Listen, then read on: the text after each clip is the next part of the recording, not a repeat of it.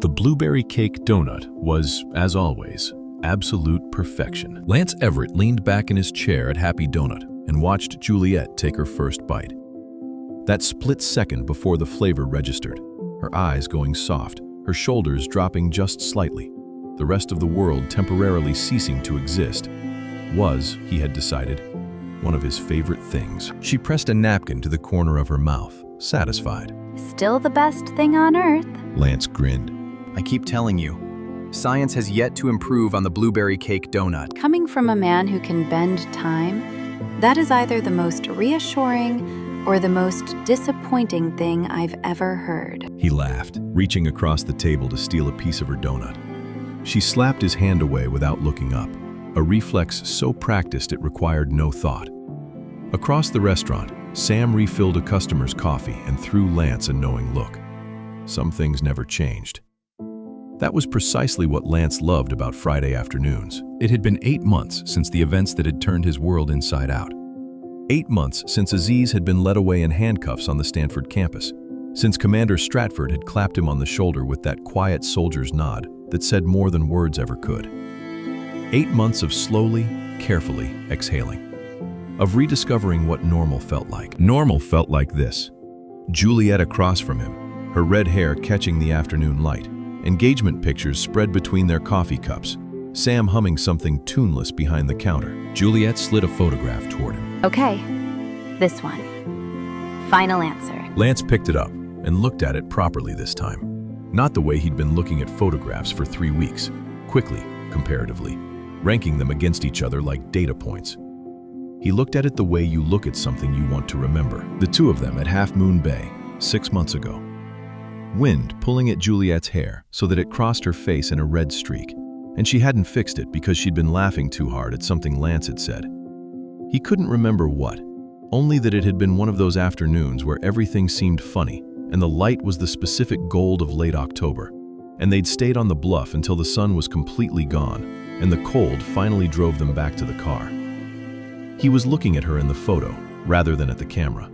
He looked, he thought now, like a man who had recently discovered something he hadn't known he'd been missing, and was still slightly stunned by the fact of it. He looked happy in it, not performed happy, genuinely, unguardedly, slightly disbelievingly happy. Done. That's the one. Juliet beamed. See? Decision-making doesn't have to be complicated. Tell that to the 17 other photos you've had me rank over the past 3 weeks. She pointed her fork at him. Narrowing down is a process, Lance. He smiled and said nothing, because she was right. And also because he could have sat here doing exactly this, arguing cheerfully about nothing over donuts for the rest of his life without complaint. He had learned not to take ordinary moments for granted. Ordinary moments, he now understood, were the whole point. His phone buzzed on the table. He glanced at the screen. Dean Ehrlich. Juliet noticed his expression shift. Work? Dean's office. He frowned slightly. It was a Friday afternoon. Ehrlich was not a Friday afternoon caller. Give me 1 minute. He stepped to the quieter end of the restaurant, near the door where the afternoon foot traffic thinned out. Dr. Ehrlich, good afternoon. The dean's voice carried that particular warmth he reserved for conversations that preceded a request. Lance had learned to recognize it over the years. Lance, sorry to interrupt your weekend. Do you have a moment? Of course. Good. I'll get straight to it. I had lunch yesterday with a man named Dorian Ashford Nouri. You may have heard the name. Lance had. Everyone had. Nouri's name appeared in financial headlines the way weather appeared in forecasts. Constantly, and with significant implications for everyone. He was the kind of man whose quarterly earnings calls moved stock markets, whose acquisitions reshaped entire industries before the ink dried. I know who he is. He's expressed a very serious interest in funding a research initiative. Anti-aging, longevity science, disease prevention, the full scope. He's assembled a remarkable team, apparently. World-class physicians, biologists, geneticists. He wants a dedicated facility, away from distractions, where the brightest minds can work without interruption. He asked specifically about you, Lance. Me. I'm a quantum physicist. I said as much. He told me his team has already recommended you independently. Apparently, several of the physicians involved believe your work on temporal mechanics has direct applications to cellular aging. Something about your research on energy states and biological half-lives. I'll be honest with you, Lance, the specifics were above my pay grade. But he was very clear. He'd like to meet you. Just a conversation. Lance leaned against the wall and looked back at Juliet through the window of the restaurant.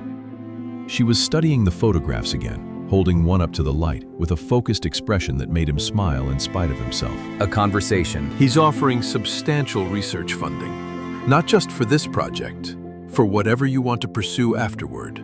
No strings, he said. He just wants an hour of your time. Lance was quiet for a moment. Donor calls came with the territory, the careful dance between curiosity and capital, handshakes that usually amounted to nothing. But something about this one pricked at the back of his mind in a way he couldn't quite name. Not the funding, the specificity. Nouri hadn't just offered money, he'd named Lance. He'd apparently been briefed on Lance's work in enough detail to make a coherent scientific argument for his inclusion. When does he want to meet? He's in San Francisco next Thursday. He suggested dinner. His treat, naturally. The man does not appear to do anything modestly. Lance glanced once more at Juliet through the glass. She had set the photograph down. She was watching him now. Not with alarm, not with curiosity exactly, but with the particular stillness of someone who had read the room and was waiting to see what the room said next. I'll meet with him. Just the one conversation. Wonderful. I'll have his office reach out to confirm the details. Thank you, Lance. I think this could be a remarkable opportunity. Lance thanked him and hung up. He stood for a moment with the phone in his hand, not moving. Then he shook his head slightly, tucked the phone in his pocket, and walked back to the table. Juliet raised an eyebrow. Dean Ehrlich wants me to have dinner with a billionaire. Is that a normal Thursday or an unusual one? Somewhere in between. A man named Dorian Nouri. Apparently, he's funding some kind of longevity research. His team asked for me specifically. As in, the Dorian Nouri? The man who owns approximately half the world? The other half is still available, I'm told. She gave him a look. And you said yes? I said I'd have dinner. One conversation. Could be nothing. Juliet studied him for a moment, in that quiet, precise way she had, like she was taking his temperature without a thermometer. Then she picked up her donut and took another bite. Could be nothing. But her voice carried the same small note of reservation that his own chest did. Sam appeared at their table, coffee pot in hand, and refilled their cups without being asked. Outside the window, the afternoon moved along at its usual Friday pace. Students crossed the street with backpacks. A dog investigated a fire hydrant with tremendous thoroughness.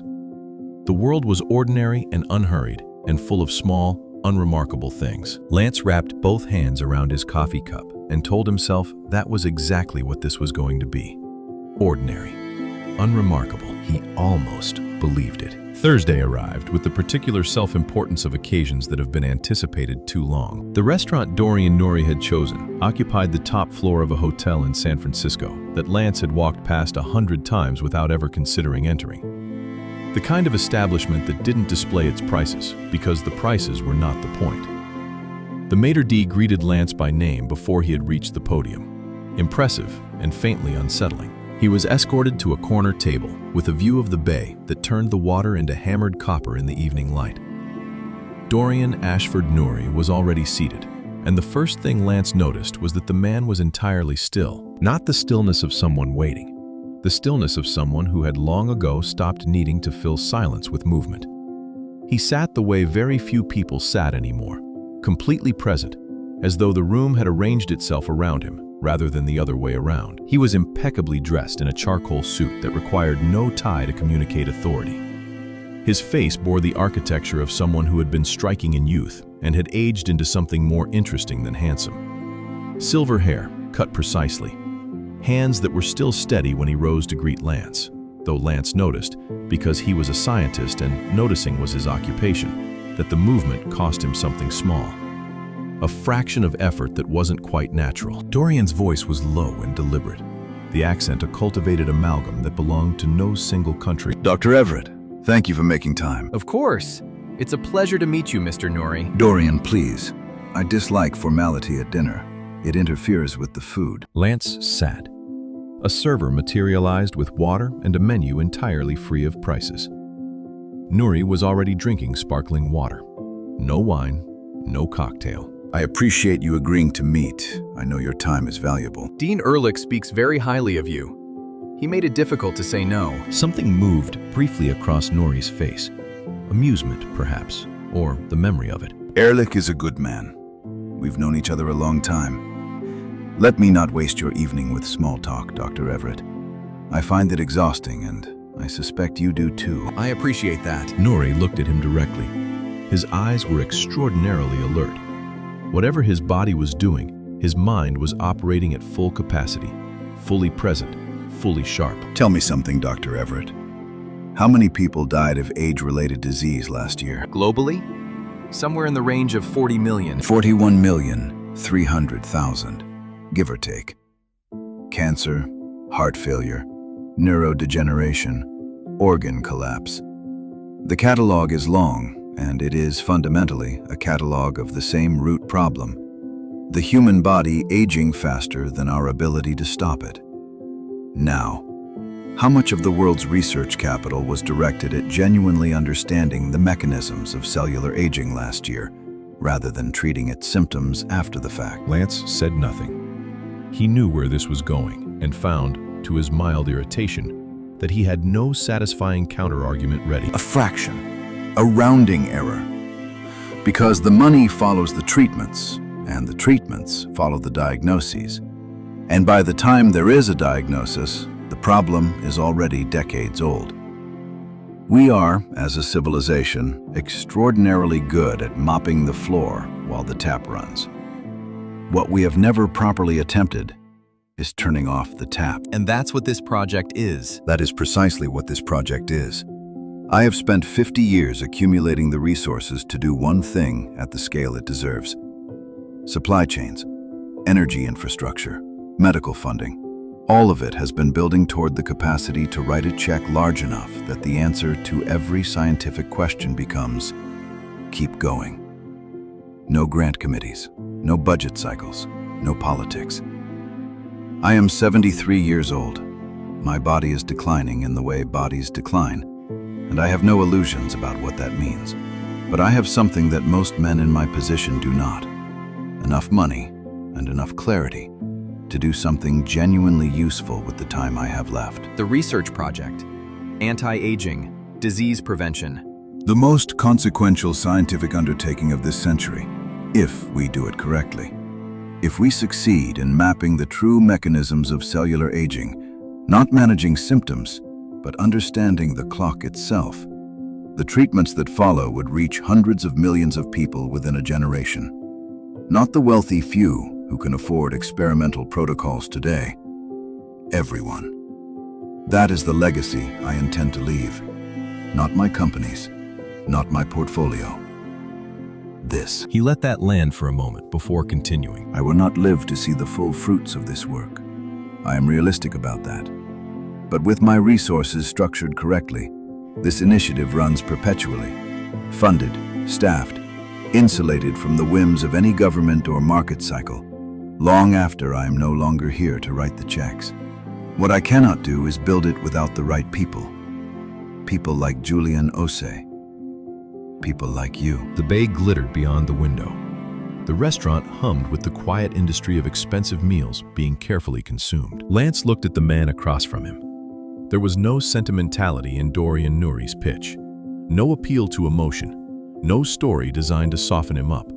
Just the cold, irrefutable arithmetic of a very large problem and a very large checkbook. It was, Lance thought, the most honest thing a billionaire had ever said to him. What specifically would my role be? I'm not a biologist or a physician. No, but you understand energy, time, the relationship between the two at the quantum level. Several members of my team have read your work, your papers on temporal mechanics, your research on energy state transitions. They believe your framework has direct implications for how we understand cellular energy decay, the mitochondrial clock, as Dr. Osei calls it. You would be a collaborator. a voice in the room that none of the others can provide. Dr. Osei. Julian Osei? For the first time, something warmed in Nouri's expression. You know his work. Anyone who follows medical research knows his work. Dr. Julian Osei was arguably the most celebrated surgeon of his generation. Trained in London and Zurich, he had pioneered techniques in reconstructive neurology that had been described, not hyperbolically, as redefining what surgery could be. He's involved in this project? He leads the medical team. We also have Dr. Priya Mehta. You may know her work in genetic therapy, and Dr. Soren Castillo, whose research on telomere regeneration is the most advanced currently being conducted anywhere in the world. These are not people who attach themselves to frivolous projects, Dr. Everett. Lance was quiet for a moment.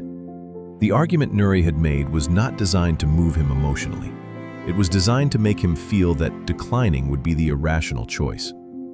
That a scientist who cared about science could not, in good conscience, say no to this room, and this team, and this problem.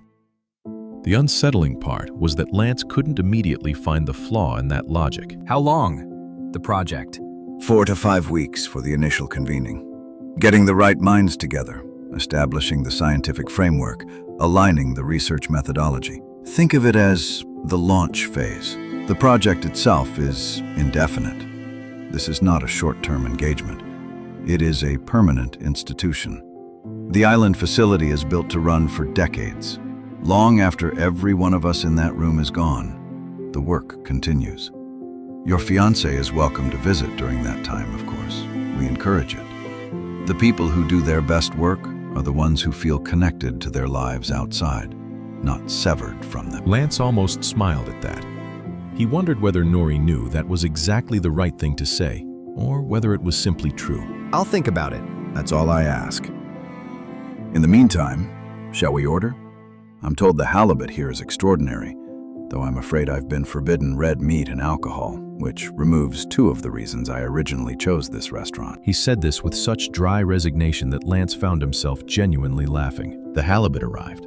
The conversation moved, through Dorian's early years building his first company at 26, through the infrastructure projects he was most proud of, through a dry, self-aware account of the indignities of a body that had been, as he put it, very well used.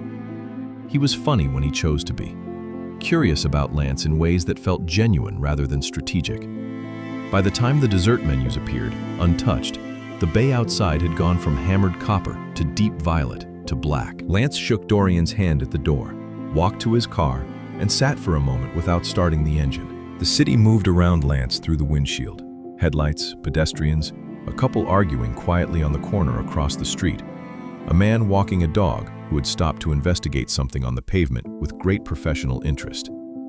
All of it utterly ordinary, utterly indifferent to the dinner that had just taken place 30 floors above. Lance looked at his own hands on the steering wheel. Something was off. He turned it over in his mind the way he turned over a problem at the whiteboard, examining it from different angles, looking for the thing that didn't quite fit. Not a lie. He couldn't find a lie. Every specific claim Dorian had made was verifiable and, as far as Lance could tell, verified. The team was real. The science was real. The scale of the funding was real. And yet, a note, almost in tune. A frequency just slightly wrong, so close to right that you couldn't be certain you weren't imagining it. Lance had spent enough time in laboratories to know that the readings you trusted least were the ones that almost made sense. He drove. The city fell away behind him. The bridge appeared and he crossed it, and on the other side, the air changed the way it always did. Cooler, carrying the bay. He opened his window a few inches and let it in. He called Juliet from the car. How was dinner? Disarming. The man didn't appeal to my emotions, he appealed to my logic. 41 million people die of age-related disease every year, and he laid out exactly why nobody is properly attacking the root cause. Then he told me he has the money to actually fix that, and the team to do it. Dr. Julian Osei is leading the medical side. A pause from Juliet's end of the line. The neurosurgeon? The same. Okay. That's not nothing, No, it's not nothing. but She knew him. She always knew when there was a but. I don't know yet. I just don't know. Juliet was quiet too, for a beat. The city lights blurred past the window. Come home. We'll talk it through. He would go in the end. 4 days of turning it over. 2 more Friday lunches with Juliet, who listened carefully and asked the questions he hadn't thought to ask himself. 1 phone call to Commander Stratford, whose measured assessment, "Sounds legitimate, Lance, but trust your gut," was both reassuring and not.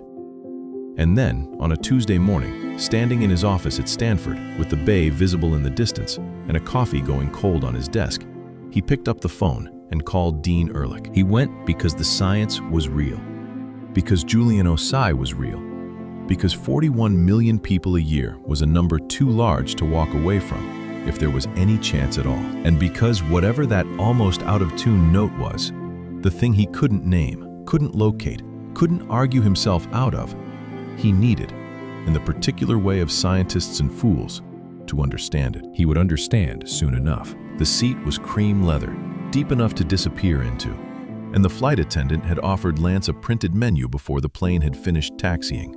An actual menu, laminated, with a font choice that suggested someone had spent time on it. Lance looked at it for a moment, then looked out the oval window at the tarmac sliding past, and made a decision not to let any of this impress him.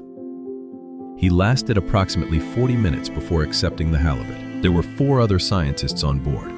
Dr. Soren Castillo, a geneticist from Amsterdam whose telomere research Lance had cited twice in the last year, who fell asleep against the window before they reached cruising altitude. A soft-spoken virologist from Seoul, whose name Lance caught and immediately lost in the general noise of boarding. And 2 biochemists from London, who spoke to each other in the compressed shorthand of a decade-long collaboration, finishing each other's sentences without noticing they were doing it. Nobody made small talk. Nobody needed to.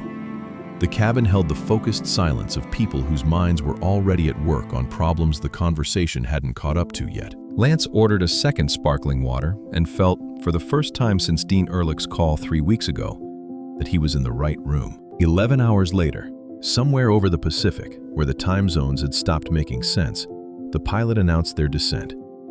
Lance pressed his face to the window. The island came out of the water slowly, the way a thought surfaces. First, just a suggestion of green against the blue, then a shape, then detail. A crescent of land maybe 3 miles end to end. White sand along the edges so pale it looked like the ocean had simply stopped and forgotten to cover it. The interior rising into forested hills that caught the late afternoon light and held it. Green so saturated it seemed to generate its own glow. And along the southern curve, between the tree line and the beach, a cluster of low, white buildings, arranged with the kind of unhurried precision that meant an architect had been given both a vision and enough budget to chase it. Not a laboratory, not exactly. Something that had been designed to feel like neither work nor vacation, but somehow both at once. The air hit Lance the moment he stepped off the plane. Warm, soft, carrying salt and something floral he couldn't name. The kind of air that made the body exhale without instruction. 78 degrees. A breeze from the south that moved through his shirt without effort. He stood on the tarmac for a moment longer than necessary, just breathing. Dorian was waiting at the edge of the tarmac. He was dressed simply. Linen trousers, an open-collared shirt, no jacket. And the difference from the San Francisco restaurant was immediate and complete. The careful formality was gone. Not replaced by informality exactly, but by something more truthful. The ease of a man standing on ground that belonged to him in a way that no boardroom or charity gala ever could. He looked older out here. The late afternoon sun on the tarmac was not flattering. The lines in Dorian's face were deeper here, the slight concavity below his cheekbones more visible. The hands clasped in front of him carrying the faint stiffness of joints that complained in ways they once hadn't. He was a 73-year-old man standing on a beautiful island he owned entirely, and his body was doing what 73-year-old bodies did, regardless of how much money surrounded them. But his eyes were the same as they'd been in San Francisco, entirely, uncompromisingly alert. Dr. Everett, welcome. I hope the flight was comfortable. Comfortable is an understatement. Good. Come. I'll show you to your villa before the light goes. Tomorrow, the real work begins. He turned and walked without waiting, and Lance fell into step beside him. And the island received them both with the same warm indifference it gave to everything that arrived and departed on its shores. The villa sat at the eastern edge of the complex, floor-to-ceiling glass on 3 sides, a terrace cantilevered over a small bluff with nothing between it and the horizon but 40 miles of open ocean. Lance set his bag down in the sitting room and stood very still for a moment, looking at the water. The light on it was something he didn't have language for. Not blue, exactly. Something deeper, more considered. Like the ocean had opinions about the color it wanted to be today and had chosen well. He found the landline on the desk and called Juliet before he'd even unpacked. She picked up on the second ring. Tell me everything. I don't know where to start. The plane had a menu, a physical, laminated menu. You're joking. Halibut. I had the halibut at 38,000 feet. Lance. The shower in this bathroom is the size of our living room. I'm not exaggerating. I measured it in footsteps. A pause, and then her laugh. The real one. The one she couldn't quite suppress when he'd caught her off guard. The sound of it moved through him like something physical. He hadn't realized how much he'd needed to hear it until just now. And the island? He turned back to the window. The sun was dropping, pulling a long, slow gold across the water that darkened at the edges into something approaching violent. A bird he didn't recognize crossed the glass from left to right and disappeared into the tree line without hurry. You should see it. I mean that, Juliet. Dorian meant it when he said you could visit. We could make a week of it, you and me, between sessions. This place it's the kind of place that makes you feel like the world is larger than you remembered. That's either very beautiful or slightly ominous. Definitely the first one. I haven't met the team properly yet. Tomorrow, apparently. Osei is doing a personal orientation. You mentioned him 4 times at lunch last Friday. Twice. Lance. 4 times. I started counting after the second. He laughed. Outside, the first stars were beginning to suggest themselves at the edge of the darkening sky. Faint, tentative, the way stars appeared when there was no competing light to drown them out. He had forgotten what that looked like. Get some sleep. Go be brilliant tomorrow. Every chance I get. And after he hung up, he sat for a while longer with the phone in his hand, watching the stars accumulate over the ocean, and told himself the hollow feeling in his chest was just distance. Just the ordinary ache of being far from someone you loved. He told himself that, and mostly believed it. Dr. Julian Osei was waiting outside the main research building the following morning with 2 cups of coffee and the expression of a man who had been awake for some time already. He was taller than Lance had expected from photographs, lean and deliberate in his movements, the kind of physical precision that came not from vanity, but from a lifetime of work where steadiness of hand was the difference between outcomes. 51, though the photographs had suggested something older, and the reality suggested something younger. He held out a coffee without preamble. I reread your 2019 paper last night. The section on energy state transitions in decaying quantum systems. My wife found me at the kitchen table at 2 in the morning and asked if something was wrong. What did you tell her? I told her something was very right. Come, we have a lot of ground to cover. The ground, it turned out, was extraordinary. 17 laboratories. Lance counted them as Osei led him through the complex at a pace that was neither rushed nor leisurely. The pace of a man who knew where everything was and wanted you to see it in the right order. Genomics, cellular biology, regenerative medicine. In each room, researchers moved around equipment that Lance recognized as either cutting edge or, in several cases, beyond anything publicly available. Osei paused in front of a large display showing a rotating 3-dimensional model of a cell mid-division. Before I explain what we're doing, I want to make sure you understand what I am. Most people know me as a reconstructive neurosurgeon. That's accurate as far as it goes. What it doesn't capture is that for the last 15 years, the surgery has been inseparable from the cellular science. You can't work on the neural interface between brain and body, the way the central nervous system communicates with and regulates everything below it, without understanding what's happening at this level. The cellular level, the molecular level. Surgery tells you what.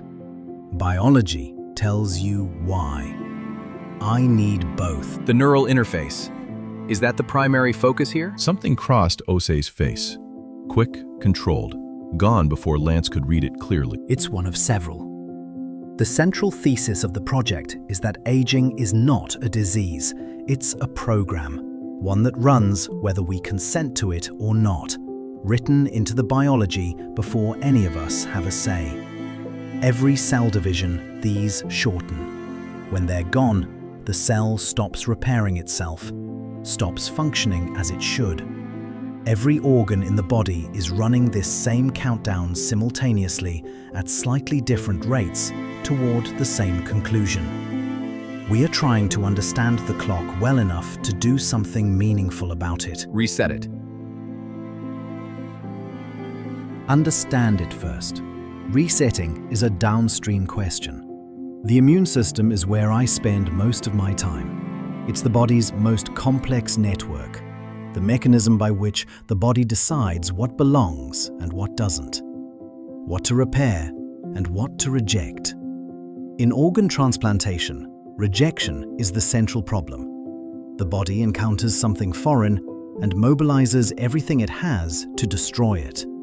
Understanding why, at the molecular level, at the quantum energy level, is where your work becomes directly relevant to ours. Lance stepped closer to the display, his eyes moving across the branching pathways. The energy signature of the rejection response. If the immune system is making a distinction between self and non-self at the cellular level, it must be doing it through some kind of molecular recognition. That operates on principles your quantum framework describes more precisely than anything currently in the immunological literature. Yes, exactly that. You've been thinking about this for a while. Since March. Since 2 in the morning and your paper. I want to understand rejection completely. Every mechanism, every variable. I want there to be no surprises. No surprises is very important to me. The words sat in the air between them for a moment. Lance filed them away without knowing exactly where they belonged. They moved on through the spinal cord room, a space lined with anatomical models of the human spine and brainstem, rendered in a level of detail that suggested the models were not primarily for teaching. Spinal cord regeneration. One of the last frontiers. The brain can survive extraordinary insult. The connection between brain and body is far more fragile.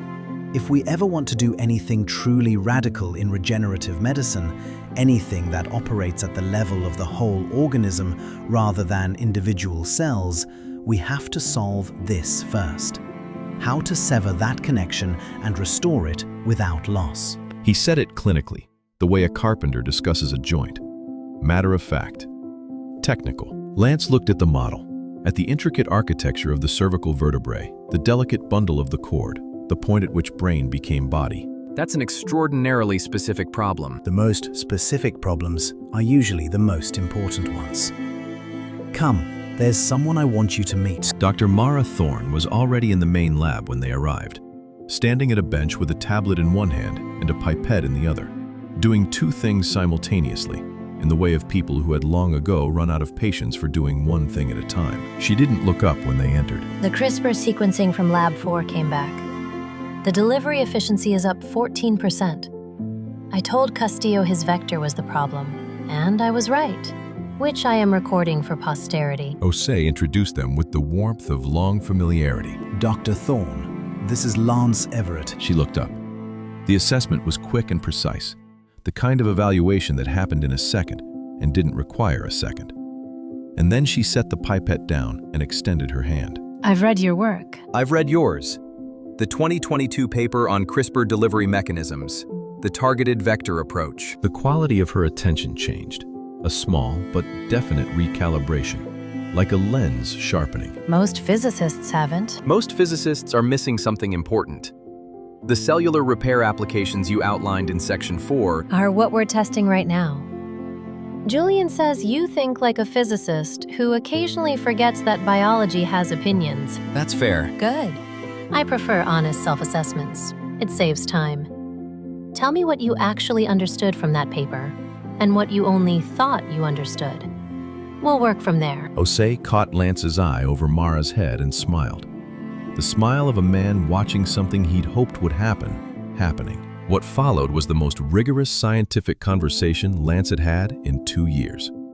Mara Thorne's knowledge of biotechnology was structural in a way that most expertise wasn't. She didn't just know what things did, she knew why they did it, at the level where the why stopped being biology and started being chemistry, and then stopped being chemistry and started being physics. She caught the places where Lance's framework broke down, called them out without ceremony, and waited while he worked through the correction in real time. She disagreed with Osei twice in the space of an hour, both times on points where Lance realized she was right. By the time the afternoon light had shifted from gold to amber, Lance had filled 11 pages of notes and felt the pleasant, specific exhaustion of a mind that had been genuinely used. He walked back to his villa alone, along a path edged with flowering plants he couldn't name, the warm evening air moving through the leaves with a sound like slow breathing. He stopped walking. The path was quiet around him. The ocean was somewhere to his left, invisible behind the tree line, making itself known through sound alone. The slow, rhythmic push and pull of water against rock that had been going on for longer than anyone on this island had been alive. Lance stood on the path and read back through his notes, slowly. Not looking for what he expected to find, but looking at what was actually there. He stopped at a phrase he had written in the spinal cord room, standing next to the anatomical models, while Osei described the mechanics of neural severance and reconnection. He had written it as a purely technical observation, descriptive rather than interpretive. At the cervical junction, the precise point where severing and reconnection would theoretically need to occur. He read it now and felt it differently. He went back further. The immune rejection research, the vascular reconnection work in the surgical wing. The two surgeons bent over their microscopes, mapping arterial pathways with the focus of people solving a problem they expected to actually encounter.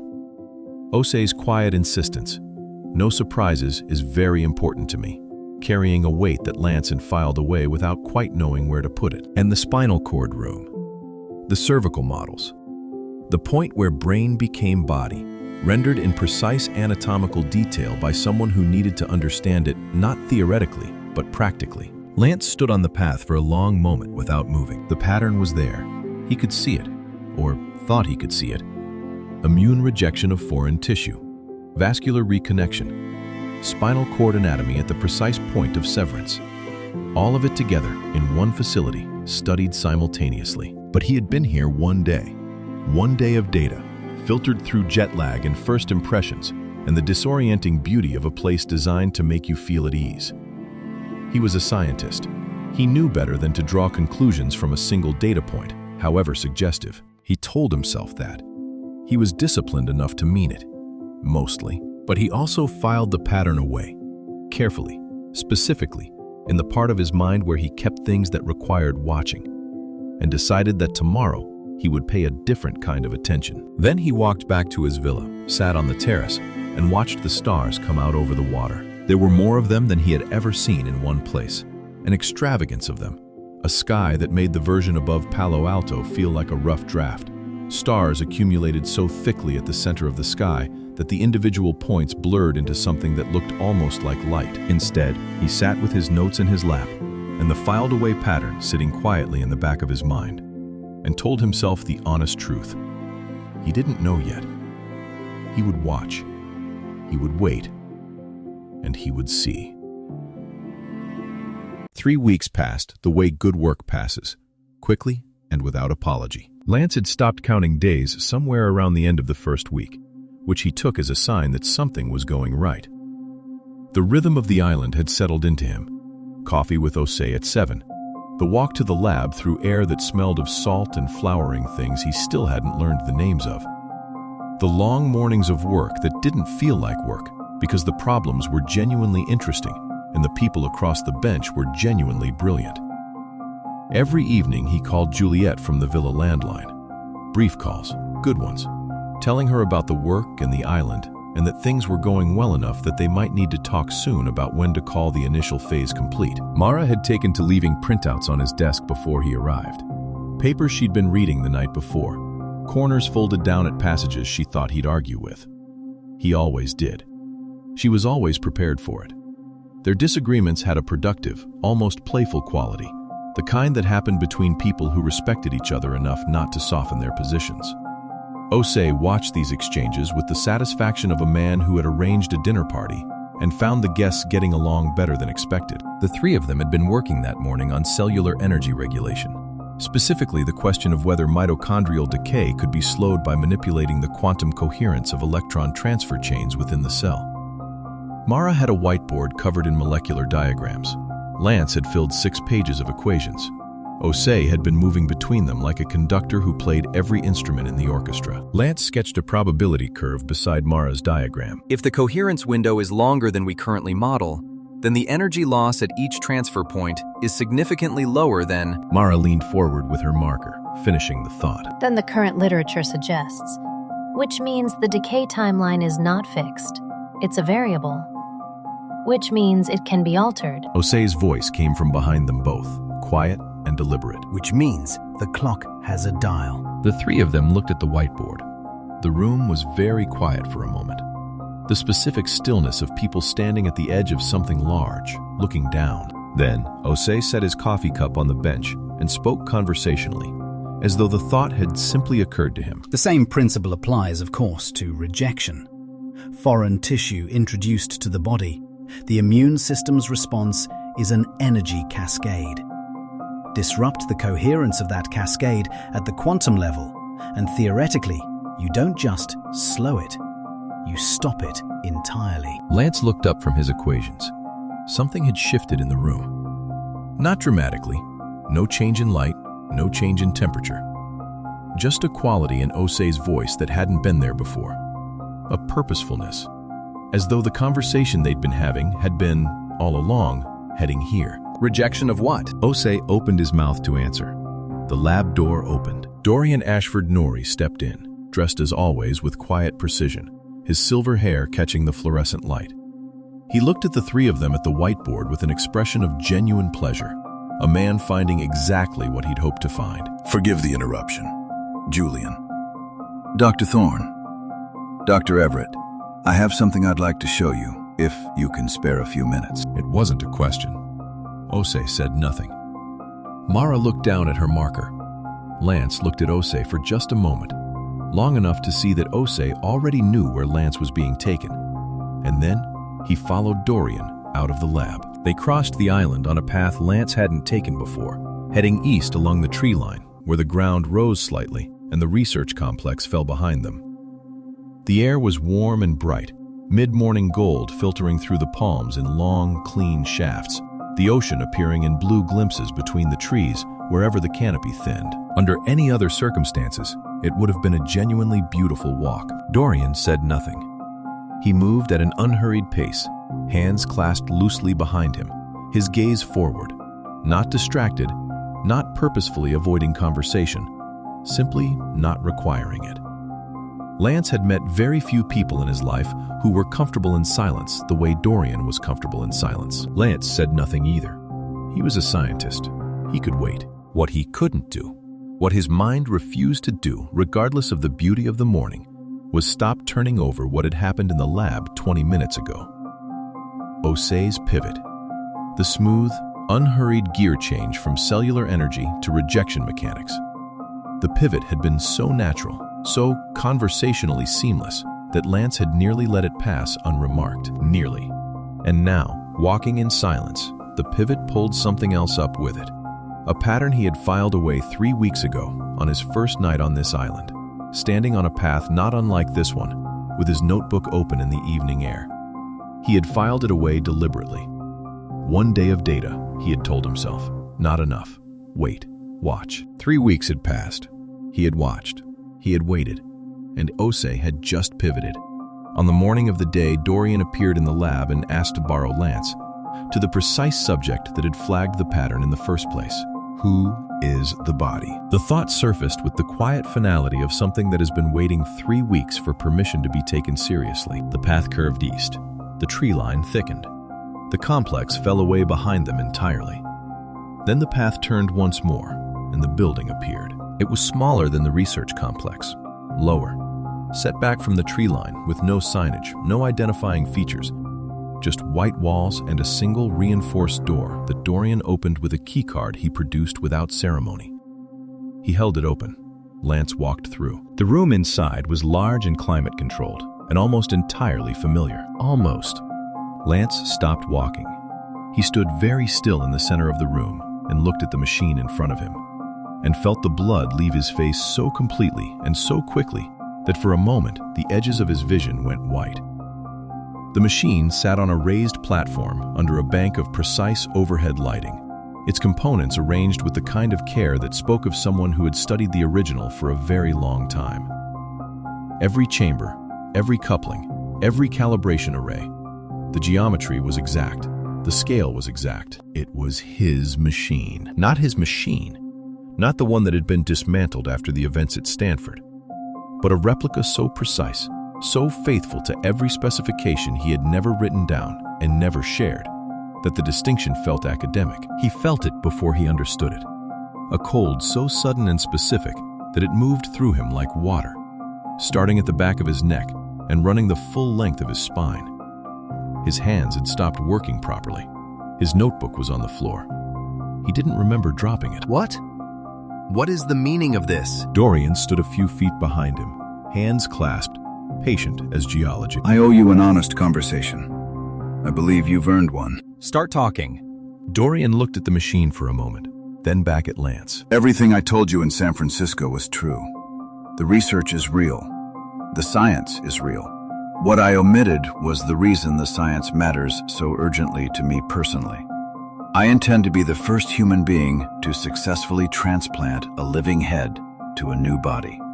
Dr. Osei and his team are here to make that happen. And you are here to ensure that if the attempt fails, we have the means to try again. Lance looked at the machine, at the calibration arrays reproduced with impossible accuracy, at the power coupling he had redesigned 3 times before getting right. You want to use my time machine as a safety net for a head transplant. I want to use it as insurance. There is a distinction. There isn't. You're describing reversing time on a planetary scale, affecting every living person on this Earth, so that one man doesn't have to accept the consequences of his own mortality. That's not insurance. That's insanity. Is it? I know that time has been reversed before. I know it is not theoretical. I know it has been done. The cold in Lance's spine returned. I also know that there exists a serum, a compound that allows a person to retain their memory through a reversal event. And I know that because I have already administered that serum to myself. Lance said nothing. His mind was moving very fast through a very small space. I can see you want to know how I know these things. Those questions I won't be answering. What I will tell you is that I am a man of extraordinary resources. There are very few things in this world genuinely beyond my reach. I can broker peace between nations. I have done it. I can start conflicts between them. I have done that too. What is happening in this room is not the largest thing I have ever arranged. Lance's eyes moved to the machine. Physically, it was complete. Every component, every coupling, every calibration array reproduced with exact precision. What it lacked was invisible. The final algorithm, the calibration sequence that told all those perfect components what to do and in what order, existed nowhere except in the mind that had originally conceived it. The machine is 99% complete. My people are remarkable. But there is a threshold they cannot cross. The final calibration, the sequence that makes the difference between a machine that functions and one that doesn't, requires the mind that designed it. That is why you are here. I won't do it. I'm not asking you today. I'm asking you to think about it. He moved toward the door with the ease of a man for whom time was an asset rather than a constraint. Then he stopped, turned, one hand on the door frame. The machine is under your credentials, your controls. Every modification, yours. I have always gotten what I want, Dr. Everett. Not through force, through patience. Take all the time you need. He began walking out, then paused once more in the doorway, as though a small administrative detail had just occurred to him. Oh, one more thing. I know you've been calling Juliet every day since you arrived. What lovebirds you two are. Please don't concern yourself with reaching her or anyone else off the island from this point forward. I'll take the liberty of sending daily emails on your behalf starting today. She'll know you are hard at work, but enjoying every moment of it. We certainly don't want her worrying, do we? The door closed. Lance stood alone in the room with his machine and the cooling sweat on the back of his neck, and a silence so complete he could hear the climate control system cycling in the walls. He didn't move for a long time. He looked at the machine the way you look at something that cannot exist, with the specific vertigo of a person whose understanding of what is possible has just been pulled out from under them without warning. He had not built this alone the first time. The original had been constructed under circumstances he did not like to revisit. Dark months he had spent years putting behind him. The machine had been destroyed afterward. He had made sure of it. And the final algorithm, the one piece that made the difference between an elaborate replica and a functioning instrument, he had never written down, never shared, kept locked in his head and nowhere else. The people who had known about the machine were gone, dead, imprisoned, or people he trusted with his life. There was no version of this that made sense. There was no path by which this machine should exist, and yet, here it was. Lance stood in the middle of the room and felt the cold move through him like current. Who told him? Someone had told him. Someone who knew everything, the machine, its purpose, all of it, and had delivered that knowledge to the most powerful man in the world, along with enough technical detail to reconstruct a device that had never been published, patented, or shared. Who is the body? Who is healthy enough, young enough, matched enough? Who would agree to this? The thought landed, and he was already moving toward the door, already running through what Osei had been doing for the past 3 weeks with new eyes, rereading every conversation, every pivot, every careful question. And suddenly, it was not abstract anymore. It was a surgery that was being prepared for.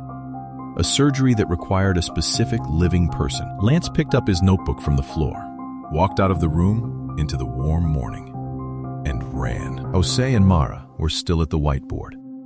Osei turned the moment the door opened, and his face did something careful and deliberate. A preparation, Lance realized, that had been sitting there, waiting to be needed. You knew. Lance! The whole time. The pivot this morning wasn't your brain jumping subjects. That was preparation. You were walking me toward what I was about to see. A silence. Then Osei spoke, with a steadiness that was its own kind of answer. Yes, I knew. From before I agreed to come. He told you everything. He told me the full scope. I accepted it. Lance stared at him. 15 years of following Julian Osei's work. The papers he'd cited, the techniques he'd admired, the surgeon he'd told Juliet about 4 times at a Friday lunch. And you said yes. I said yes. Because what this procedure represents, not for Dorian but for medicine itself, is the last great frontier. If we prove that a living person's head can be successfully transferred to a new body, the applications reach every corner of human suffering. The accident victim whose body is destroyed beyond repair, but whose mind is intact. The child born into a body that will betray them. The neurological patient, You're talking about taking a living young man's body. For one old man who is afraid to die. The young man is a volunteer. He came to this with full knowledge of the risks. Tell me about him. Osei looked at him steadily. His name is Kale. 24 years old. Healthy, exceptionally so, which is why he was selected. No genetic conditions, no latent illness. Strong cardiovascular profile. He is a genetic match to Dorian's tissue type at a level of compatibility that took 2 years to find. His family has very little. A mother and father who work themselves to the bone and will do so until they can't. A younger brother, 3 sisters. None of them will have that life after this. They will be provided for completely and permanently. Kale's siblings will attend any university they choose, anywhere in the world. His parents will never worry about a bill again.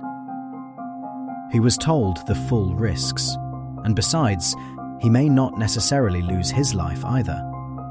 He could come out of the surgery doing just fine, but older, which he fully accepts. His family will be provided for permanently. He will never want for anything. Lance was quiet for a moment. He thought about a 24-year-old man sitting across a table from Dorian Ashford Nouri, or one of his representatives, being told what his body was worth. He thought about what that conversation looked like, what you would have to believe about your own future, how limited, how foreclosed, to sit in that chair and sign that paper. He will wake up, if he's lucky enough to wake up at all, in a 73-year-old frame with an enlarged heart and failing kidneys. He'll trade every healthy year he was ever going to have. A 24-year-old body becoming old before he even gets to use it. You call that a fair exchange? It is his choice. It's a choice poverty made for him. You found someone who had no other options, and you handed him a pen and called it free will. People trade their physical well-being for financial survival every single day. Every dangerous profession, every man who goes down into a mine, or onto a fishing boat, or into a war zone because his family needs to eat. Every person who works themselves to exhaustion for decades and dies before they can enjoy what they built. That young man, if the surgery succeeds, if both of them come through, ends up wealthier than he could have dreamed in 10 lifetimes. He skips the hardship. He provides for everyone he loves in one transaction. How is that worse than what most people endure over an entire lifetime for a fraction of the reward? At least he chose this. At least he knows what he's trading and what he's getting. Most people never have that clarity. The lab was very quiet. Lance looked at Osei, at the conviction in his face, genuine and total, and entirely without performance. This was not a man who knew he was wrong and had suppressed it.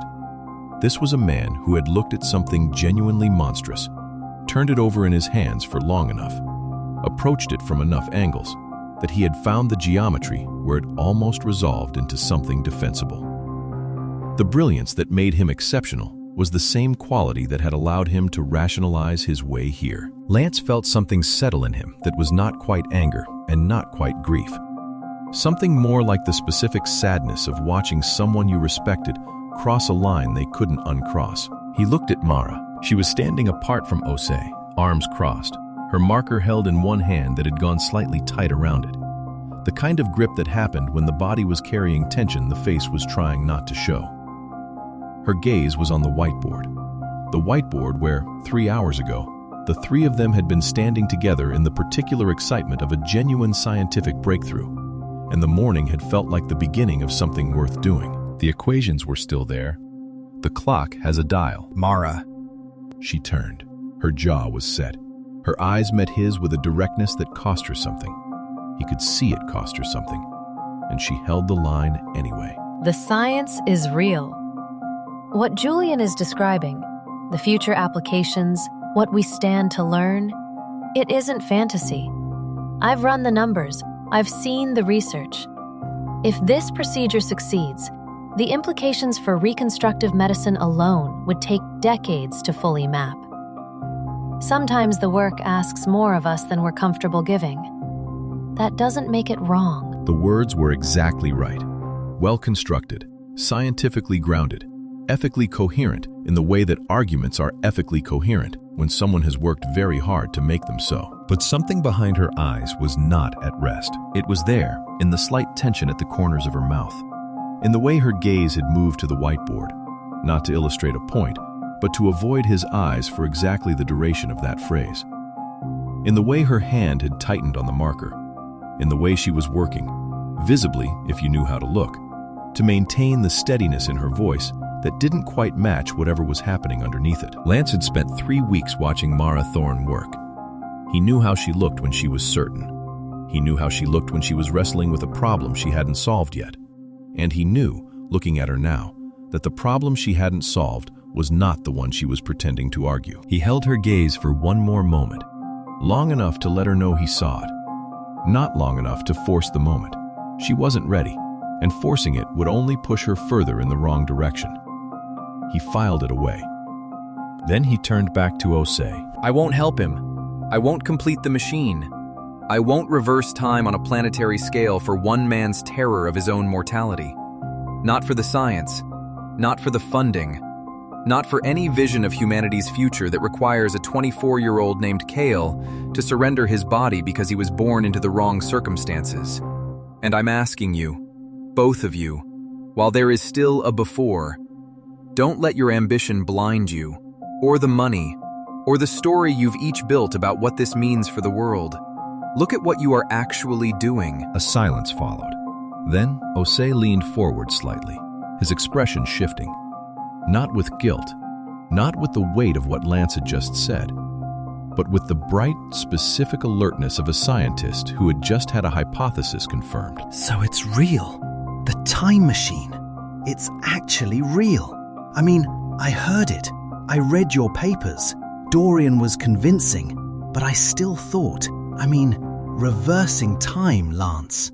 So it genuinely works? Lance looked at him. He stood there for a moment and looked at Julian Osei, this brilliant, celebrated, extraordinary man, and felt something settle in him that was beyond frustration, beyond anger, something quieter and more final. He had just laid out everything, every moral argument, every ethical line, every human cost. He had named Kale. He had talked about poverty and choice and what it meant to use a person's desperation as a transaction. And of all of it, every word, the only thing that had landed, the only thing that had cut through, was the confirmation that the time machine was real. Not Kale, not the surgery, not the line they were crossing. The time machine. That's what you heard. Out of everything I just said. Osei opened his mouth, closed it. I'm done. And walked out. His villa was exactly as he'd left it, the terrace door open, the ocean moving in its slow, indifferent swells. A half-finished cup of tea on the table, the same tea he'd made that morning, before the lab, before the whiteboard, before the walk across the island. A lifetime ago it seemed now, though the tea had been cold for only a few hours. He stood in the doorway for a moment, looking at it. The ordinary evidence of a morning that had started normally. His copy of a journal left face down on the arm of the chair. A glass of water with a ring on the table beside it. Small, unremarkable things. He picked up the landline, dialed Juliet's number from memory, each digit with the precision of something practiced 1,000 times. Silence. Not the brief silence of a connecting call. The intake of breath before the line finds its destination. The seamless, total silence of a line that went nowhere at all. Like dialing into a wall, he pressed the receiver button, released it, waited. Tried again. Nothing. He tried Ehrlich. He tried Commander Stratford's direct number, the one Ethan had pressed into his hand on the Stanford campus after everything was over, quietly and without ceremony. Call this day or night, I mean it. The same wall. He tried 3 more numbers, his sister Rebecca, a colleague at Stanford, the main line for the physics department. Nothing. Nothing. Nothing. He set the receiver down with great care, as though setting it down roughly would change something. Then he walked out to the terrace and sat in his chair and looked at the ocean. The afternoon was beautiful. It was always beautiful here.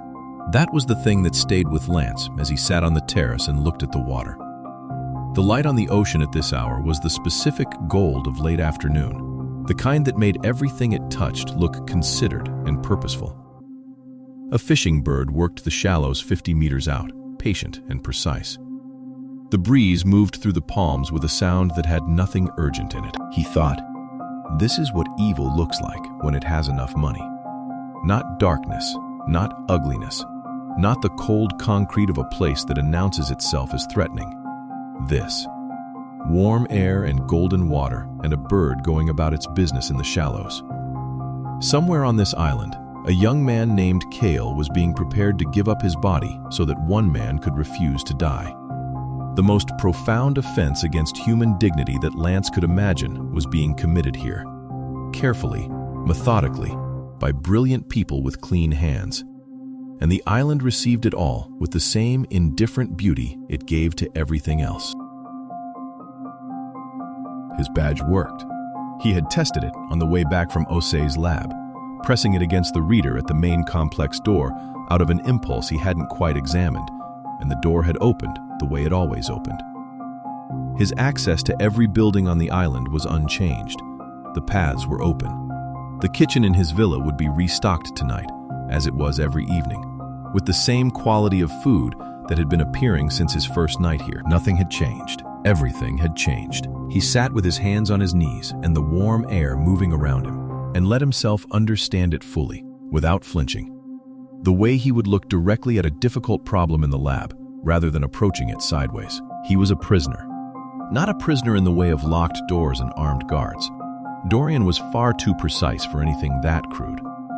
A prisoner in the way of a man on an island, in the middle of an ocean, with no communications, no transport, and no means of reaching anyone who might help him.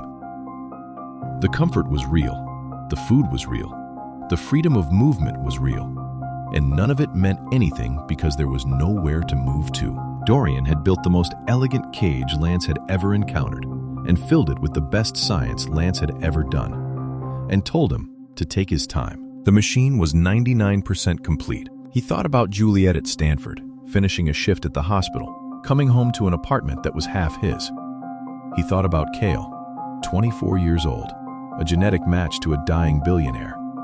Signed. He thought about Osei standing at the whiteboard with the equations they'd written together that morning still visible behind him, defending a position with total conviction. The conviction of a man who had built an argument so carefully over so long that he had forgotten it was an argument at all, and begun to experience it as the truth. He thought about Mara's hand, tight on the marker. And then Lance Everett, quantum physicist, who had reversed time once before and understood better than anyone alive what that meant and what it cost, sat on the terrace of his beautiful prison and began to think about what he was going to do about all of it. Not in the panicked way of someone trapped, in the quiet, methodical way of someone who had been handed a very hard problem and had decided, simply and without drama, to solve it. Lance sat on his terrace long after the sun went down. The ocean moved. The stars accumulated. The island breathed its warm tropical breath around him and offered nothing useful. He was thinking about Dorian's confidence. That was the thing that kept returning. Not the machine, not the threat, not even the memory serum sitting somewhere inside Dorian's bloodstream like a ticking clock. The confidence. The absolute, unperformed certainty of a man who had told Lance to take all the time he needed and meant it. Who had walked out of that room without a backward glance, without a threat, without anything that resembled pressure, because he didn't need any of those things. He was certain Lance would comply. Why? Lance turned it over the way he turned over a problem at the whiteboard, looking for the load-bearing assumption, the piece that everything else rested on. Dorian knew who Lance was, had studied him the way he'd studied the machine, thoroughly, specifically, with the precision of a man who didn't move until he understood what he was dealing with. He knew Lance's work. He knew his ethics. He knew, presumably, that Lance was not a man who could be easily frightened into doing something he believed was wrong. And yet, he was confident. Lance's mind moved through the possibilities the way it moved through equations, methodically, discarding what didn't hold. Dorian could threaten Lance's career. Meaningless. Lance would surrender his tenure before he'd surrender this. He could threaten Lance's freedom, his safety. Lance had already accepted, sitting on this terrace, that he might not leave this island easily. He had made his peace with that as a variable. And then the thought arrived, quietly, almost gently, the way the worst thoughts always did. Juliet. Lance sat very still. Dorian knew about Juliet, had asked about her at dinner, had mentioned her during the pitch, had offered her a visit to the island with the ease of someone who had already incorporated her into his calculations. A man of Dorian's resources could reach Juliet in Palo Alto without leaving this island, could reach anyone, anywhere, without leaving this island. That was precisely what resources at that scale meant. All Dorian had to do was pick up a phone, and Juliet became a bargaining chip. And if that happened, if someone arrived at the Stanford hospital or at their apartment and Juliet's safety became the variable. Lance knew, with the cold clarity of someone who had just looked directly at an uncomfortable truth, that he would complete the machine. He would complete it, and he would hate every moment, and he would hate himself for a very long time afterward. But he would do it. Because the alternative was Juliet, and there was no version of his ethics that survived Juliet being harmed on his behalf. He sat with that understanding for a long time, feeling, for the first time since he'd walked into the building with the machine, genuinely afraid. To control him, he realized, was not actually that difficult at all. He expected pressure, daily visits, escalating demands. Some version of Dorian's organization applied systematically, the way you applied force to a problem that wasn't moving. More of it, more consistently, until something gave. What he got was silence. Breakfast arrived each morning at 7:30, left outside his door by someone he never saw. A tray with coffee and fruit, and something freshly baked that filled the hallway with a smell he refused to enjoy. Lunch at noon, dinner at 7, 3 courses, the kind of meal that cost more per plate than most of the people Lance knew spent on groceries in a week. All of it excellent. All of it completely untouched by anything resembling pleasure, because Lance ate with the focused joylessness of a man consuming fuel and nothing else, staring at the ocean through the glass and thinking. Dorian did not come. Nobody came. The first 2 days Lance spent cataloging his situation with the systematic thoroughness of a scientist approaching a new problem. He walked the perimeter of the island twice, noting the security positions, cameras, motion sensors, 2 patrol boats visible from the eastern bluff, a rotation of guards at the dock who moved with the practiced ease of people who had done this for years. The island was not a prison in the architectural sense. It was a prison in the mathematical sense. An equation with no solution that didn't require something Lance couldn't provide. By the 3rd day, the silence had begun to do its work on him in ways he hadn't anticipated. It was not the silence of being ignored. It was the silence of being watched, of being given enough rope to see what you'd do with it. Dorian understood, had perhaps always understood, that certainty about the outcome was more psychologically effective than pressure. Pressure implied doubt. The absence of pressure said, I already know how this ends. By the 5th day, Lance had stopped sleeping properly. He lay in the extraordinary bed in the extraordinary villa and looked at the ceiling and thought about Juliet and thought about Kale and thought about the machine sitting in its climate-controlled room and thought about the algorithm that only he could write and thought and thought and thought until the thinking became indistinguishable from noise. The 6th morning, he was sitting at the kitchen table, staring at an untouched cup of coffee, watching the ocean through the glass do what the ocean always did, moving, patient, entirely uninvested in his situation, when the door opened. No knock, no announcement. Dorian simply walked in, the way a man walks into a room that belongs to him, because it did. He was dressed casually, linen, open collar, the uniform of this island. And he looked at Lance sitting at the table with his cold coffee and the expression of a man who has spent a week staring into a private darkness. And something in Dorian's face moved that might have been recognition, or might have been satisfaction, or might have been both. Dorian pulled out the chair across the table and sat. Good morning. Lance looked at him. He had spent 6 days preparing for this conversation, rehearsing his composure, deciding what he would show and what he would conceal. He arranged his face into something that communicated ease. Good morning. The coffee's cold. I can make more if you'd like. I've had mine, thank you. How have you been? Well rested. The bed is exceptional. Dorian smiled. It was the smile of a man who had been in more negotiating rooms than Lance had been in classrooms, and who had learned to recognize the difference between a person who was comfortable and a person who was performing comfort. You don't have to do that. I know you haven't been sleeping. I know you've been walking the perimeter. Twice, I believe. I know you've been eating mechanically and staring at the ocean and working through the same questions on a loop. I know because I would be doing exactly the same thing in your position. Lance said nothing. You're trying to understand why I'm confident. That's the question, isn't it? Not whether you should help me. You've already decided that. You're trying to understand what I know that you don't. Why I walked out of that room without pressure.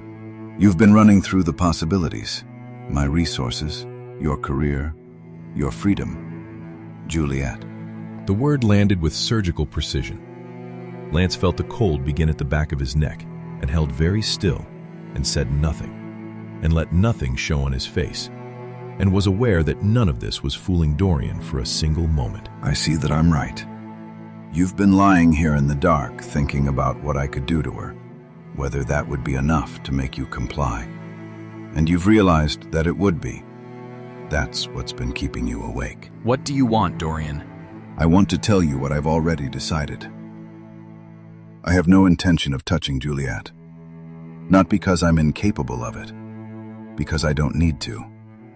What I'm going to tell you instead is why you will eventually help me.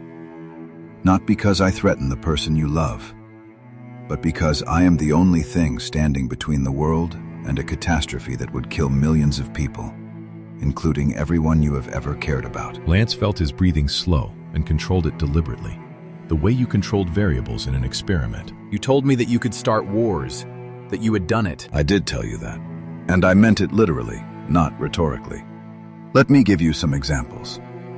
What followed was 15 minutes that Lance would return to many times in the months ahead, not because he enjoyed it, but because the architecture of what Dorian described demanded to be understood. He spoke about a conflict in North Africa, a resource dispute that had seemed, from the outside, to be the inevitable product of regional tensions, tribal history, colonial legacy.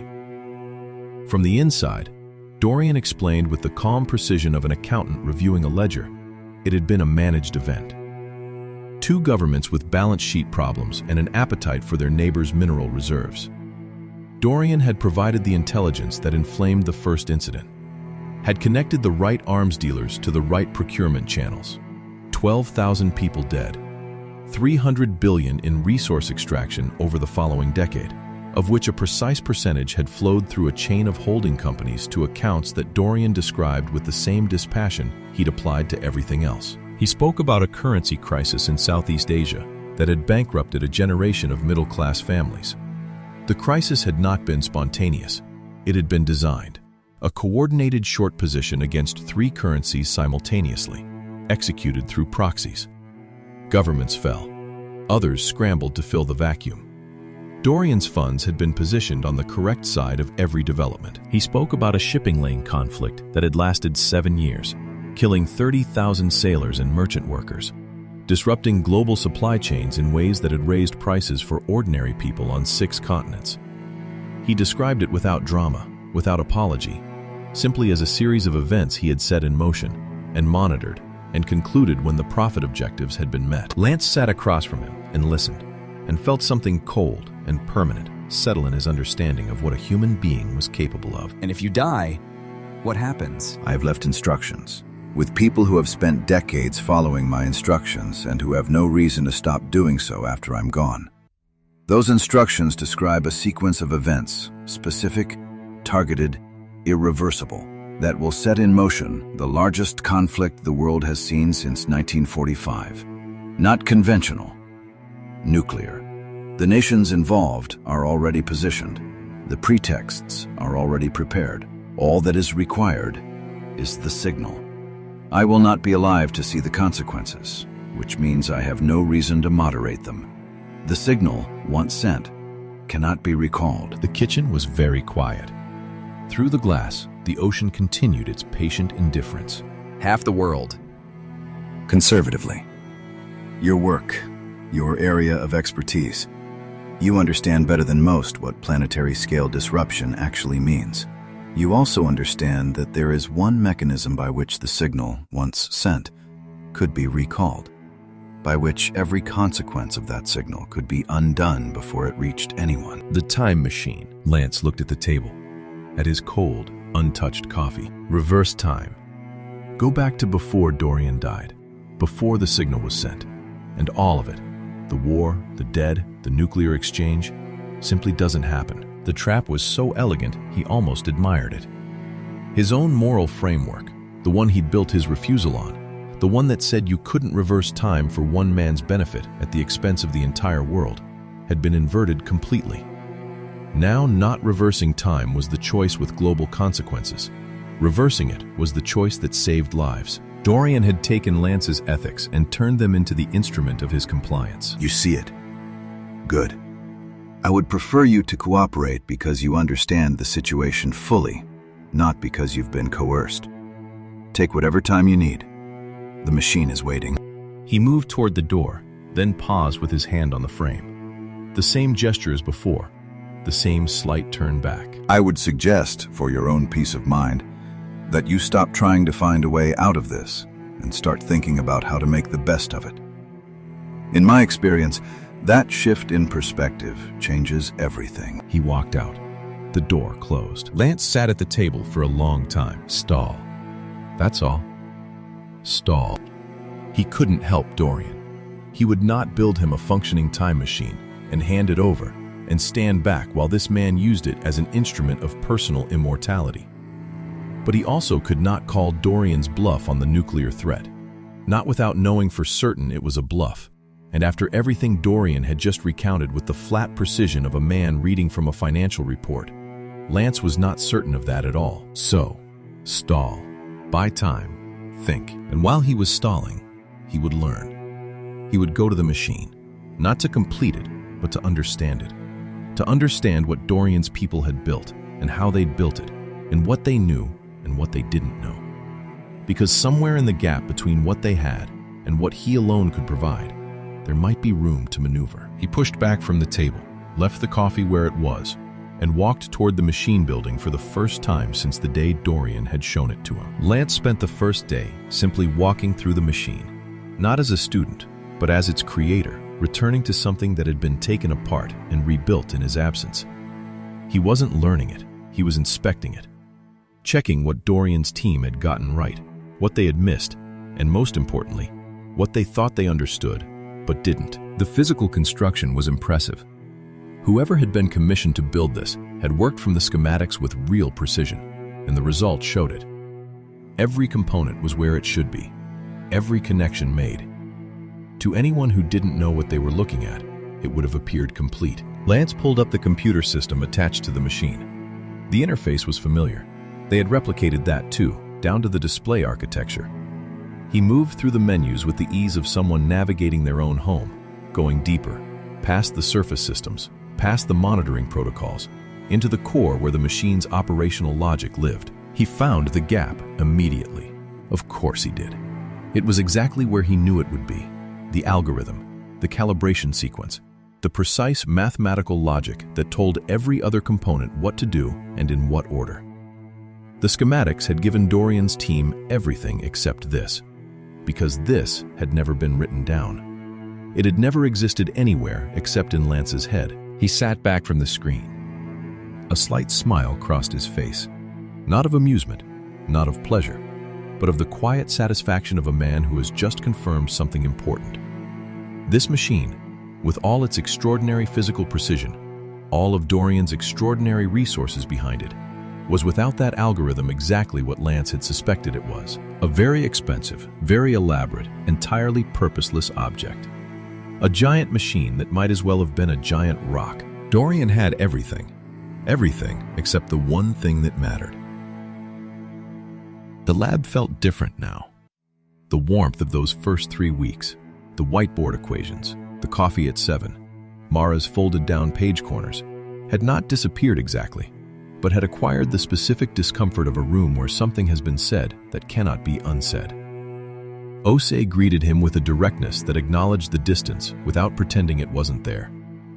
Mara looked up from her bench, held his gaze for a moment that was slightly longer than casual, then looked back at her work. Lance sat. He asked about the surgery timeline. Osei told him, 1 to 2 weeks, depending on final preparation. The team was ready. The protocols were established. And Kale? Osei's expression didn't change. He arrives later today. Lance nodded. He stayed another hour, listening, learning the schedule and the structure, and the details that a person needed to know if they were going to plan something without anyone noticing they were planning it. Then he left. Mara caught up with him in the corridor outside. Her voice was quiet. She glanced back at the lab door, then at him, choosing words with unusual care. More care than Mara Thorne, who was not a person who normally struggled with words, typically required. How are you? Not how are you doing, just how are you? The weight of it, slightly different. Managing. She looked at him for a moment. Something in her expression was doing the same complicated thing it had been doing the day everything changed. The surface holding firm, the layer underneath in motion. Good. Keep managing. She went back inside. Lance stood in the corridor for a moment. Then he walked back toward the machine building and his notes and the problem he had not yet solved. Cale arrived that afternoon. Lance was on the path between the research complex and his villa when he heard it. The distant approach of a small aircraft growing louder, and then the Cessna appearing low over the tree line and touching down on the island's narrow airstrip. Lance stopped and watched from the top of the eastern bluff as the plane taxied and the door opened. The young man who stepped out was not what Lance had expected, though he wasn't sure what he had expected. 24 years old, Osei had said, in excellent physical condition. What Lance saw stopped him. He was perhaps the same height as Dorian, with the same broad, straight shoulders, the same strong line of the jaw, the same mixed heritage written into his features. If you had shown Lance a photograph of Dorian at 24, he suspected it would have looked something like this. The same man, 50 years apart. One arriving at the end of something, one being brought here as the vessel for its continuation. But where Dorian's body carried the quiet accumulation of age, the stiffness, the careful movement, the body compensating for what it had lost, Cale moved with the unconscious physical ease of someone whose body had never once failed him. Young and strong and entirely unaware, Lance suspected, of what that ease was about to cost him. Someone Lance didn't recognize met him at the airstrip and walked beside him along the southern path, speaking in low tones. Cale nodded once, twice, didn't look around, kept his eyes forward with the focus of someone who had decided that looking around would make it worse. They went to a section of the island Lance hadn't been to. The path turned, and they were gone. 24 years old, only a handful of years younger than Lance himself, which made it worse somehow. Not a generation removed, not a distant abstraction, but someone who had been navigating the same world Lance had been navigating, just with far fewer options available to him. And he thought about Cale's face as he had walked off that plane. It wasn't the face of someone who didn't understand what he had agreed to. That was what struck Lance most. There was no naivety in it, no performance of bravery, no attempt to look unbothered.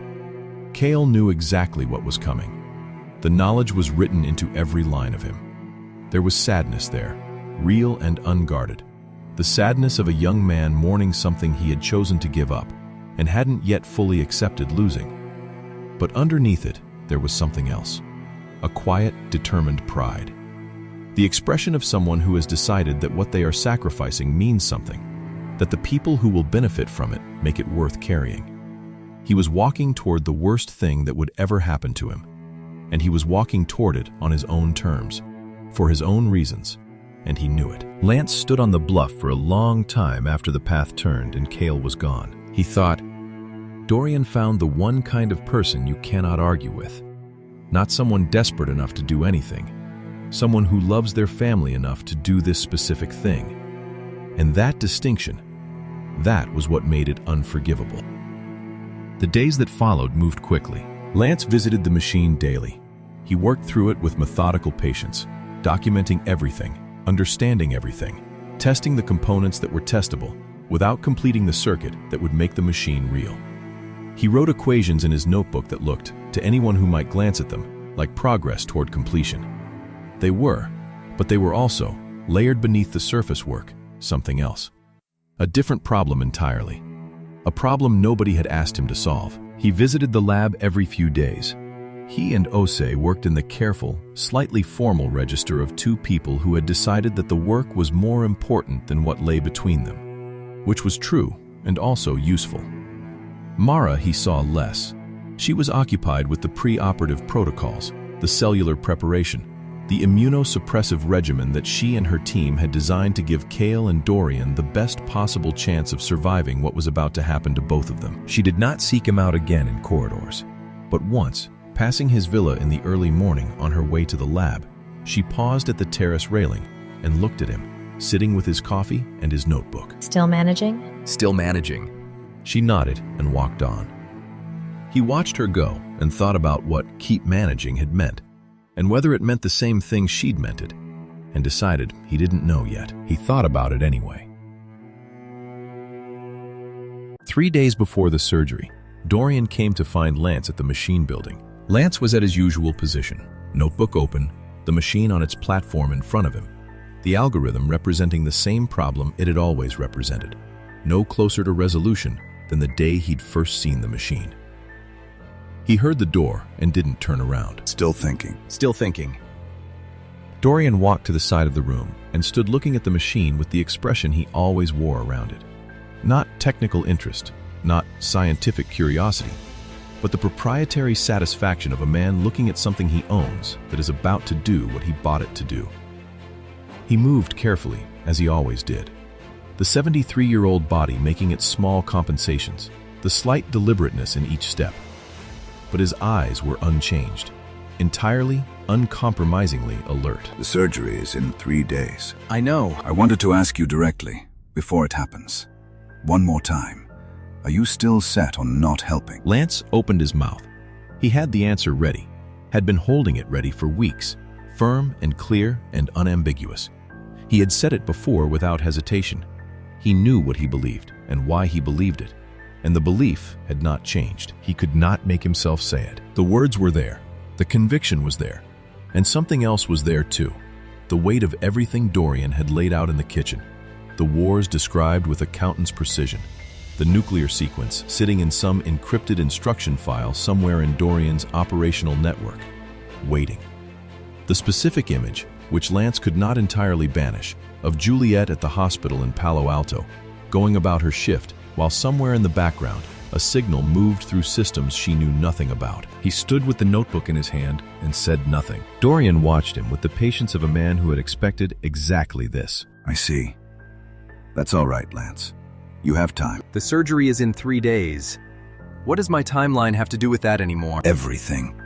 The surgery will happen regardless. OSE is ready. The protocols are established. Whether it succeeds or fails, the machine's role remains what it always was. A safeguard. But here is something I want you to understand, since I believe in giving you accurate information.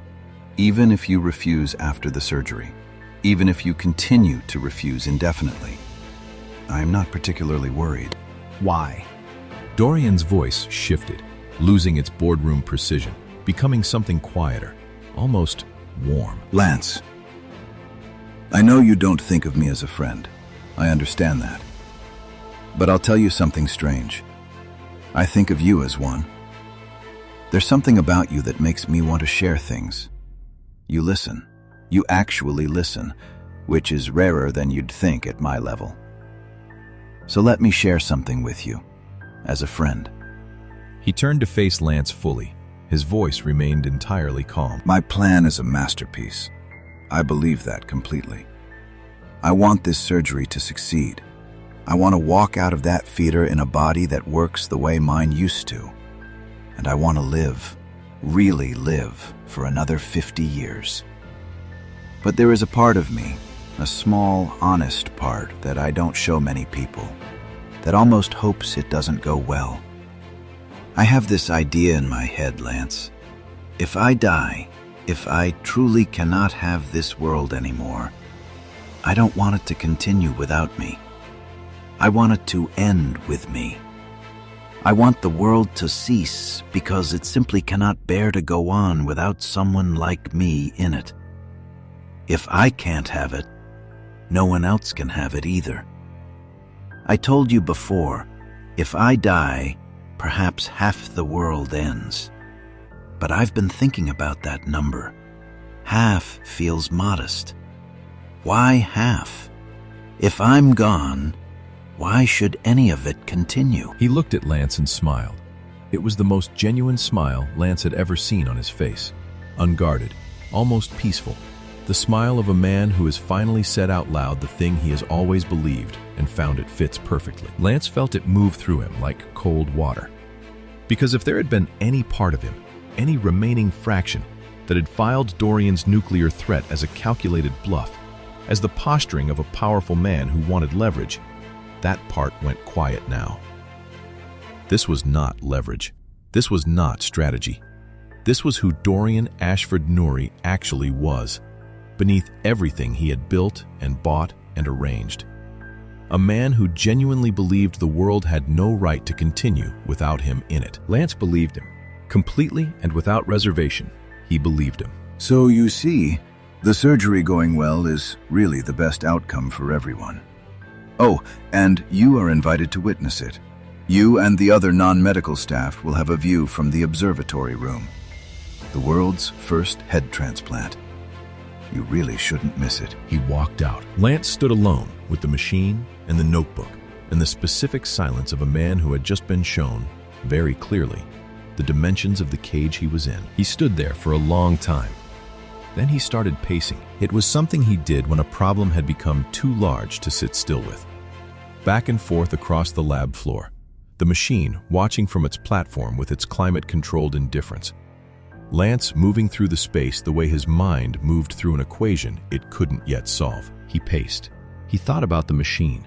He thought about the algorithm and what writing it would mean and what refusing to write it would mean, and found, as he had found every time he ran this calculation, that neither answer led anywhere he was willing to go. And then, in the way that the mind moves when it has exhausted the official channels and begins wandering in less supervised directions, he thought about Juliet. It started small.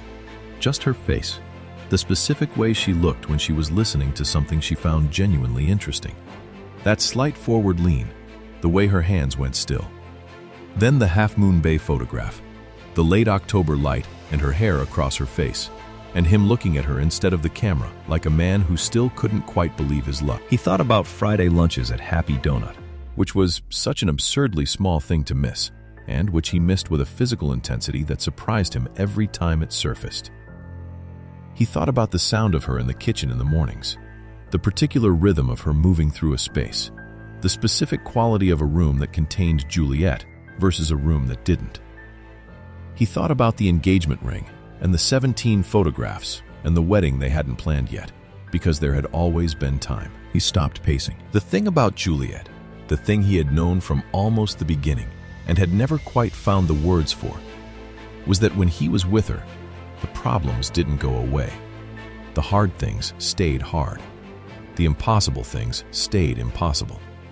But they became, somehow, more navigable. Not because she solved them for him, but because her presence reminded him of something his mind tended to forget when it was deep in a problem.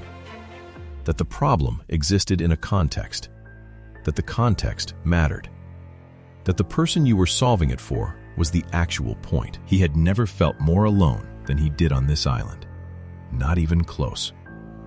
It struck him, standing in this room, with the machine humming quietly on its platform, that this was not the first time. That there was something almost deliberate about it. The way the universe kept finding new ways to put distance between him and Juliet. Not time, not misunderstanding, not the ordinary friction of two lives lived together. Distance. Space. As if fate had decided, for reasons of its own, that these two people should always be separated by geography. Two different places. Lance stopped moving entirely. He stood in the middle of the lab floor and looked at the machine and felt something shift. Not dramatically, not with the fanfare of revelation, but with the quiet, specific click of a variable falling into the correct position. Space. Always space. The thing that kept coming between them, over and over, in different forms. And he was standing in a room with a machine that he had once, just 8 months ago, in circumstances he had worked hard every day since to put behind him, used to do exactly that. Manipulate space. Move something from one point to another without crossing the distance between them. It had never occurred to him, not once in all the weeks on this island, and he understood why. Dorian's pressure had been so singular, so relentless, so entirely focused on one thing, that Lance's mind had narrowed to match it. Time. Complete the time machine. Reverse time. That was all anyone had asked, all anyone had threatened, all anyone had demanded. The word time had been pressed into him so consistently that the other half of what the machine could do had simply ceased to exist in his thinking. Dorian had framed the cage, and Lance had been living inside that frame without realizing it. It had taken the thought of Juliet to break it open. He looked at the machine. He hadn't forgotten. That was the truth he had been avoiding. He hadn't forgotten any of it. Not the time manipulation, not the spatial displacement, not the specific equations that made both possible. He had simply chosen, deliberately and with great effort, not to look at it, to keep that door shut, because everything behind it came attached to memories he didn't want. The grief, the catastrophe, the dark months of a version of himself he had worked hard to leave behind. He had locked it all away together. The bad memories and the knowledge in the same box, with the same key turned firmly in the same lock. Standing in this room now, with the machine in front of him and Juliet on the other side of an ocean, and 3 days until a surgery that would make everything worse, he reached for the key. It cost him something to do it. He felt that clearly. The deliberate unlocking of something he had promised himself he was done with. The acknowledgement that the person who had built this machine and done what he had done with it was not someone he had successfully left behind, was still him, would always be him, and was right now the only person who could get him out of this room. He didn't need to reverse time. He didn't need to give Dorian anything. He needed to change what the machine was solving for. Not when, where. He had done it before. He could do it again. With the right reconfiguration, the algorithm rewritten for spatial displacement rather than temporal, the calibration sequence adjusted for a target he could specify with sufficient precision, he could move himself from this island to anywhere on Earth. He could go home. The thought landed with enormous weight, and then immediately, the next thought arrived right behind it. Getting home wouldn't solve everything. Dorian's nuclear contingency wouldn't disappear the moment Lance stepped off this island. Somewhere out in the world, people were already holding instructions, sealed, specific, waiting only for word of Dorian's death to act on them. Lance couldn't see those people, couldn't reach them. Getting himself to safety wouldn't stop them. He knew that. But staying here, trapped, with no contact and no allies and no ability to act, that solved nothing either. The odds of stopping Dorian's contingency from inside this island, with no resources and no help, were essentially zero. From the outside, though, with a phone, with Ethan Stratford on the other end of it. One step at a time. Get off the island, get to Ethan, figure out the rest from the outside. He pulled the notebook toward him, turned to a fresh page, and began. He had 3 days before the surgery. 3 days was not enough, not remotely enough. The algorithm would need to be rewritten from scratch for spatial displacement, and the recalibration would require the kind of careful, methodical work that couldn't be rushed without consequences he didn't want to think about. A mistake wouldn't produce a machine that almost worked. It would produce something catastrophic and irreversible. He had to get out before the surgery. He worked through the night and the 2 days that followed with an intensity he hadn't felt since the original machine. Barely sleeping, barely eating, filling page after page of the notebook with equations that he tested quietly against the machine's systems. The spatial displacement algorithm was coming together. He could feel it resolving, the way a proof resolves. Not all at once, but incrementally. Each solved variable narrowing the remaining uncertainty, but it wasn't ready. Not quite. The best window, he had decided, was surgery day itself. Every person on the island would be focused on the operating theater. The medical team inside, everyone else in the observatory. Nobody watching the machine building. Nobody watching him. If he could get the algorithm functional by then, surgery day was his best and possibly only clean chance to disappear. The day before the surgery arrived, Lance sat at the machine's console in the early hours of the morning and ran his latest test sequence and watched the results and felt the specific, deflating weight of not yet. Close, closer than yesterday, but not ready.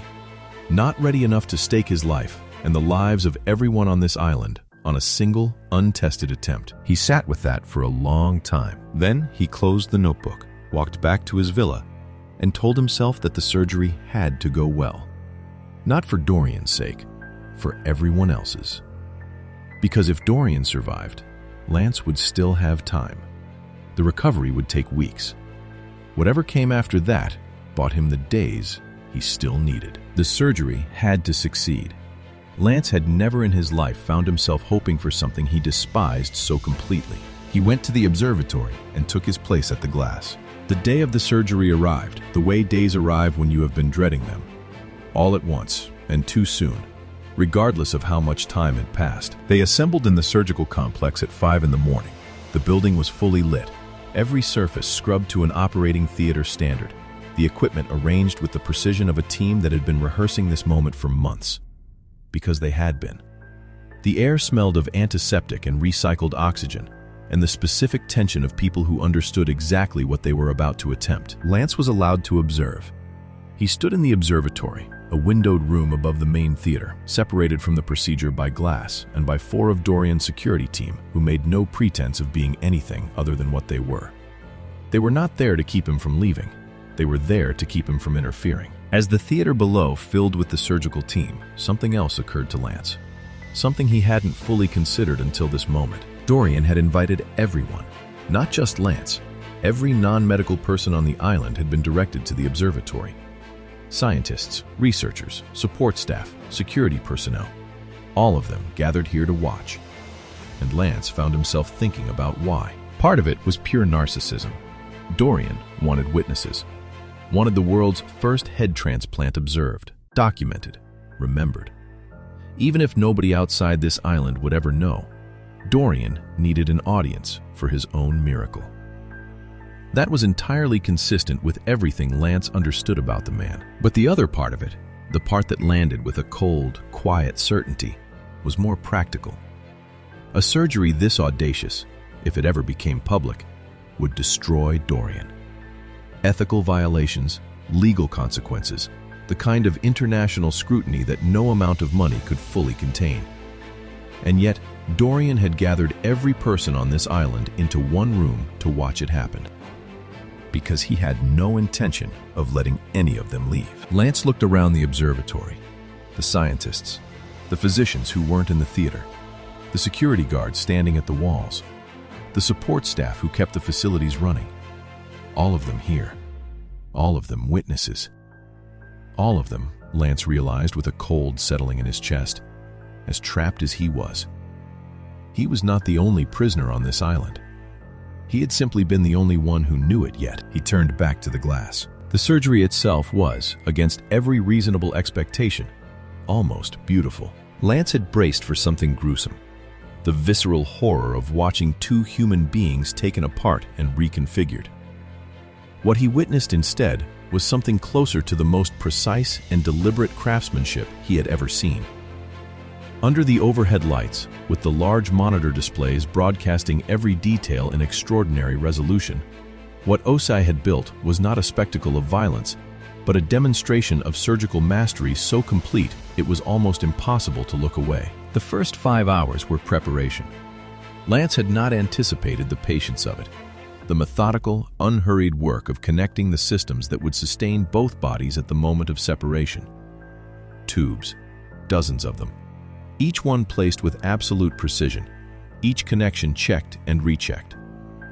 Osei moved between the 2 tables without urgency, without wasted motion, the way a musician moves through a piece they have practiced until the notes are no longer notes, but simply breath. The team around him matched his rhythm exactly. Nobody spoke unnecessarily. Nobody rushed. Then came the moment Lance had been dreading. Cale's head was separated first. The logic was clinical and terrible. Cale was the donor. His survival was not the priority. By separating his head first, Dorian's head would spend the minimum possible time without a body, the highest risk moment of the entire procedure reserved for the patient who mattered. It was medically sound. It was also the most honest possible expression of everything Lance had found unconscionable about this surgery. The cut was clean.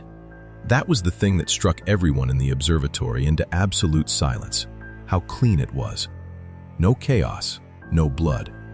Osei's hands moved with a steadiness that seemed almost inhuman, and where Lance had expected horror, there was instead the shocking precision of a thing done exactly right. Tubes connected to Cale's neck the moment of separation, sustaining the head with the quiet efficiency of systems that had been designed for exactly this.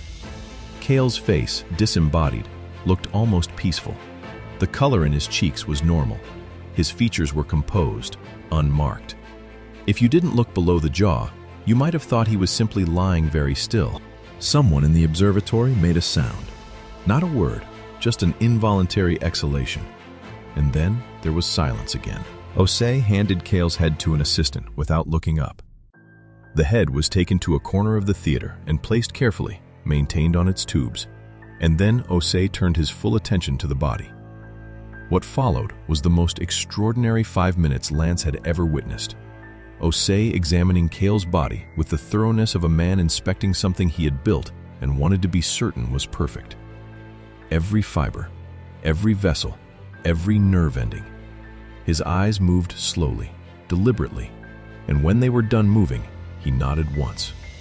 The body was ready. Then came Dorian's head. Osei's hands did not shake. That was what Lance kept returning to afterward, the absolute steadiness of those hands at the most consequential moment of the entire procedure. Dorian's neck, the cut, the separation, all of it executed with the same unhurried precision as everything before it.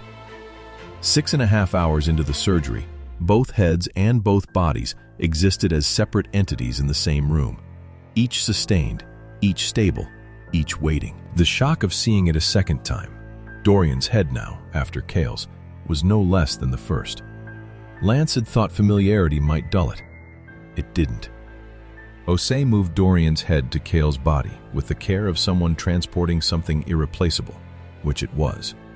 And then, 7 hours in, no breaks taken, no pause in the theater's focused silence, he began the reconnection. It was broadcast on the overhead monitors in complete detail, and what it showed was 4 hours of the most extraordinary surgery Lance had ever seen. Fiber by fiber, vessel by vessel, artery by artery. Osei worked with a tireless, almost mechanical precision, and yet there was nothing mechanical about it. Every decision visible, every choice deliberate. The hands of a man who had been preparing for this moment for 2 years, and was now simply doing what he had come to do. Lance watched and felt the specific discomfort of being moved by something he despised. At the 11-hour mark, Osei stepped back from the table.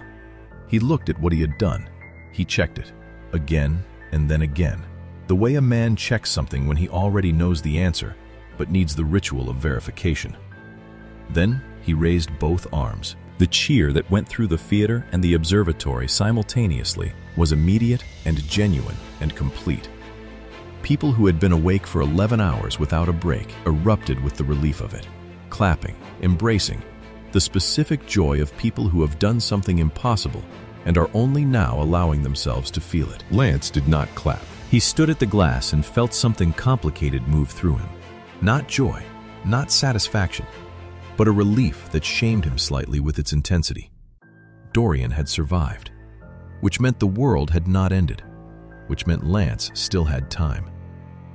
He was not proud of how much that mattered to him in this moment, but it did. He was still processing this when he noticed it. Cale's head, still in the corner of the theater, still connected to its tubes, still sustained, still viable, still, somehow, Cale. And Dorian's original body, still on the second table, still maintained by its tubes, sustained and waiting. Lance looked from one to the other, looked at the celebration happening around him in the observatory, looked at the theater below where Osei was accepting congratulations from his team with the quiet dignity of a man who had just made history. Nobody was moving toward Cale's head. Nobody was preparing to reconnect it. The realization arrived with the force of something physical. Of course, Dorian would never allow his old body to be given to someone else. That body, failing, declining, the body he had just escaped, why would he permit another consciousness to inhabit it? And without Dorian's cooperation, without Osei's attention now entirely consumed by Dorian's recovery, Cale's head would simply remain where it was, sustained by tubes, alive in the most technical sense of the word, never reconnected to anything. Lance opened his mouth. You need to reconnect Cale's head. It came out louder than he intended, much louder. The observatory had been noise a moment ago. Applause, voices, the collective release of 11 hours of tension. And then it was not. because Lance was standing at the glass, shouting at the top of his lungs, his voice filling the room, his fist against the glass. You need to reconnect Kale's head! Someone, reconnect his head! Nobody in the surgical theater could hear him. The glass was too thick, the room below sealed.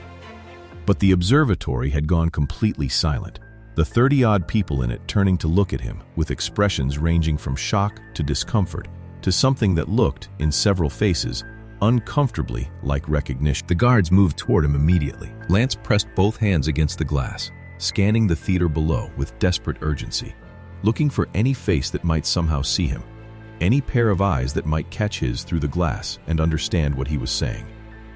The monitors overhead showed everything in close detail.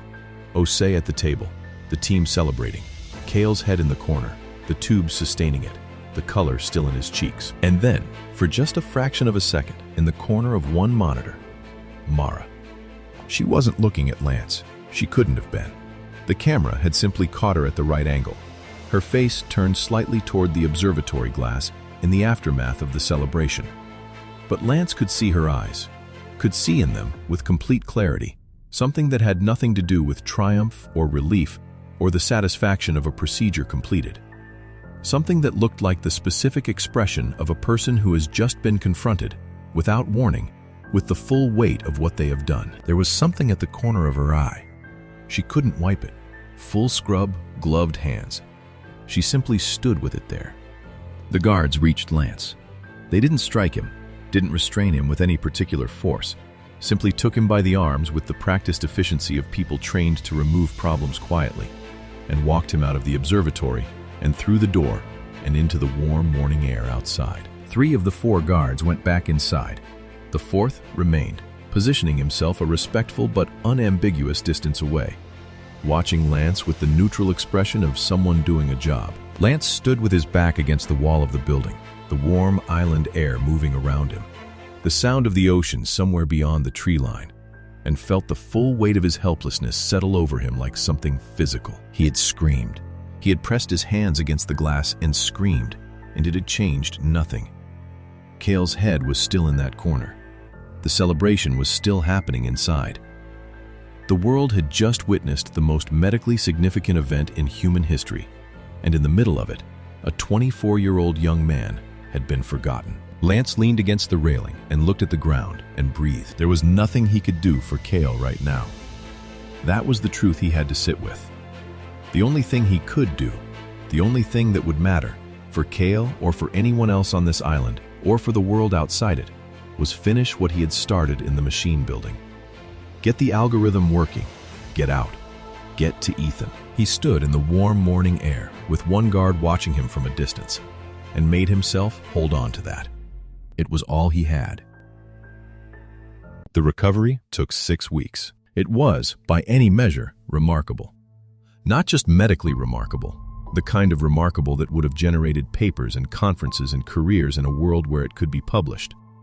The gene therapy protocols Mara's team had developed, the stem cell applications, the cellular regeneration regimen that nobody outside this island had ever attempted at this scale. All of it worked.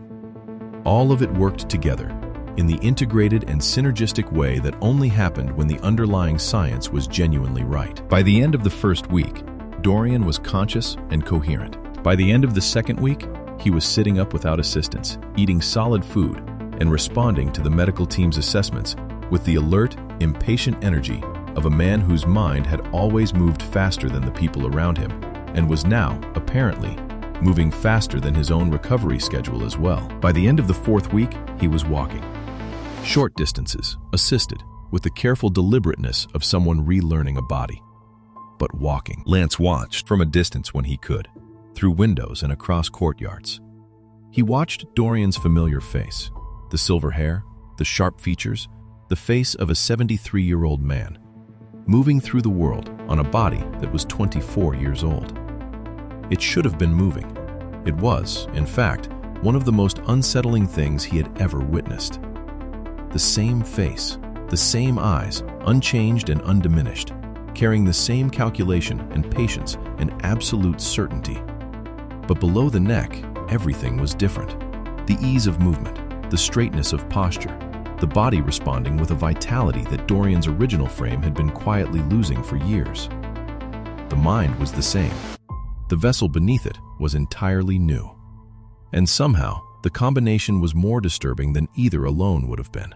By the 5th week, Dorian walked the full length of the complex unassisted and stood at the glass looking out at the ocean. And Lance, watching from the path, saw his shoulders lift, saw him breathe in the warm island air in the body of a young man who had signed a paper in a room somewhere and believed, perhaps, that it was worth it. Then Lance noticed something he hadn't expected. Dorian's face, his own face, the 73-year-old face that had been transplanted onto Cale's body, looked different. Not dramatically, not overnight, but undeniably. The deep lines had softened slightly. The hollowness beneath his cheekbones had filled. There was a color in his skin that hadn't been there before. Whether it was the young body's vitality slowly healing the head it now carried, or Osei and Mara's gene therapy doing its quiet work, Lance couldn't say. He didn't particularly care about the answer. What he cared about was the moment Dorian turned from the glass and caught his eyes. The smile that crossed Dorian's face was unlike any Lance had seen from him before. Not the controlled smile of the boardroom, not the pleasant smile of a man managing an impression. This was the smile of a man who believed, completely and without reservation, that he had just won everything. The whole world, contained in one expression. Lance turned and walked away before Dorian could see what was on his face. By the end of the 5th week of Dorian's recovery, Lance knew he was close. Not finished. Close. The distinction mattered enormously. A space displacement algorithm that was 95% correct was not a machine that worked 95% of the time. It was a machine that could do something catastrophic the other 5%. Lance had no interest in discovering what catastrophic looked like from the inside of a teleportation event gone wrong. So he was methodical. He was precise. He checked and rechecked every variable with the thoroughness of a man who understood that he would get exactly one attempt at this, and that one attempt had to be right. The work itself was familiar in principle, but demanding in practice. He had done this before: the spatial displacement, the rewriting of the machine's purpose from temporal to spatial. But never under these conditions. Never alone, never in secret, never without the ability to properly test before committing. It was, he thought on his better days, the most focused he had been since the original build. On his worst days, he thought, I know this works.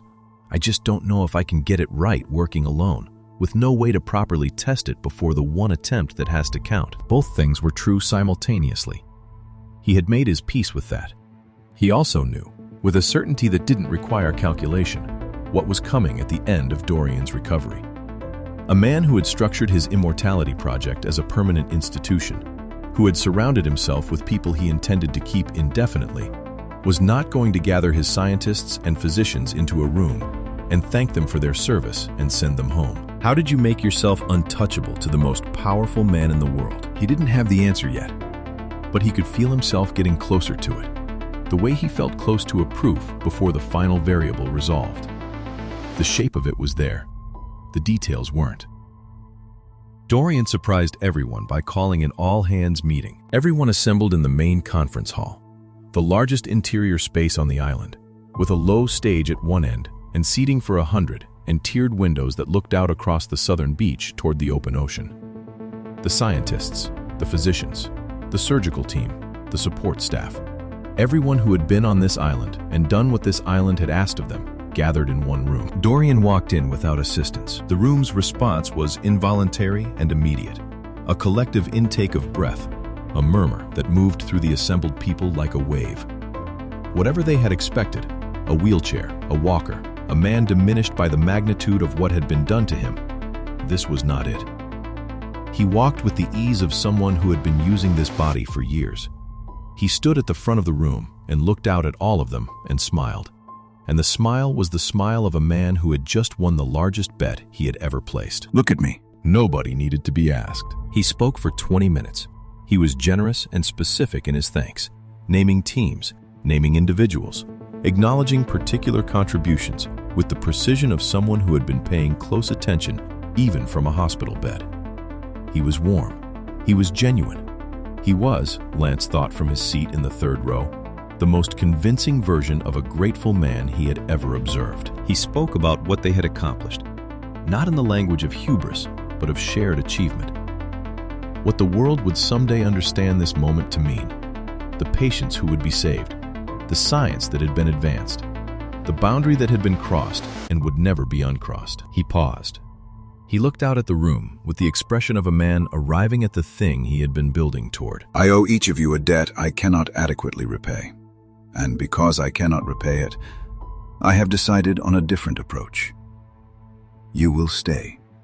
The room went very quiet, a held breath across 100 people. Not as prisoners, as the people responsible for what I have become and what I intend to remain.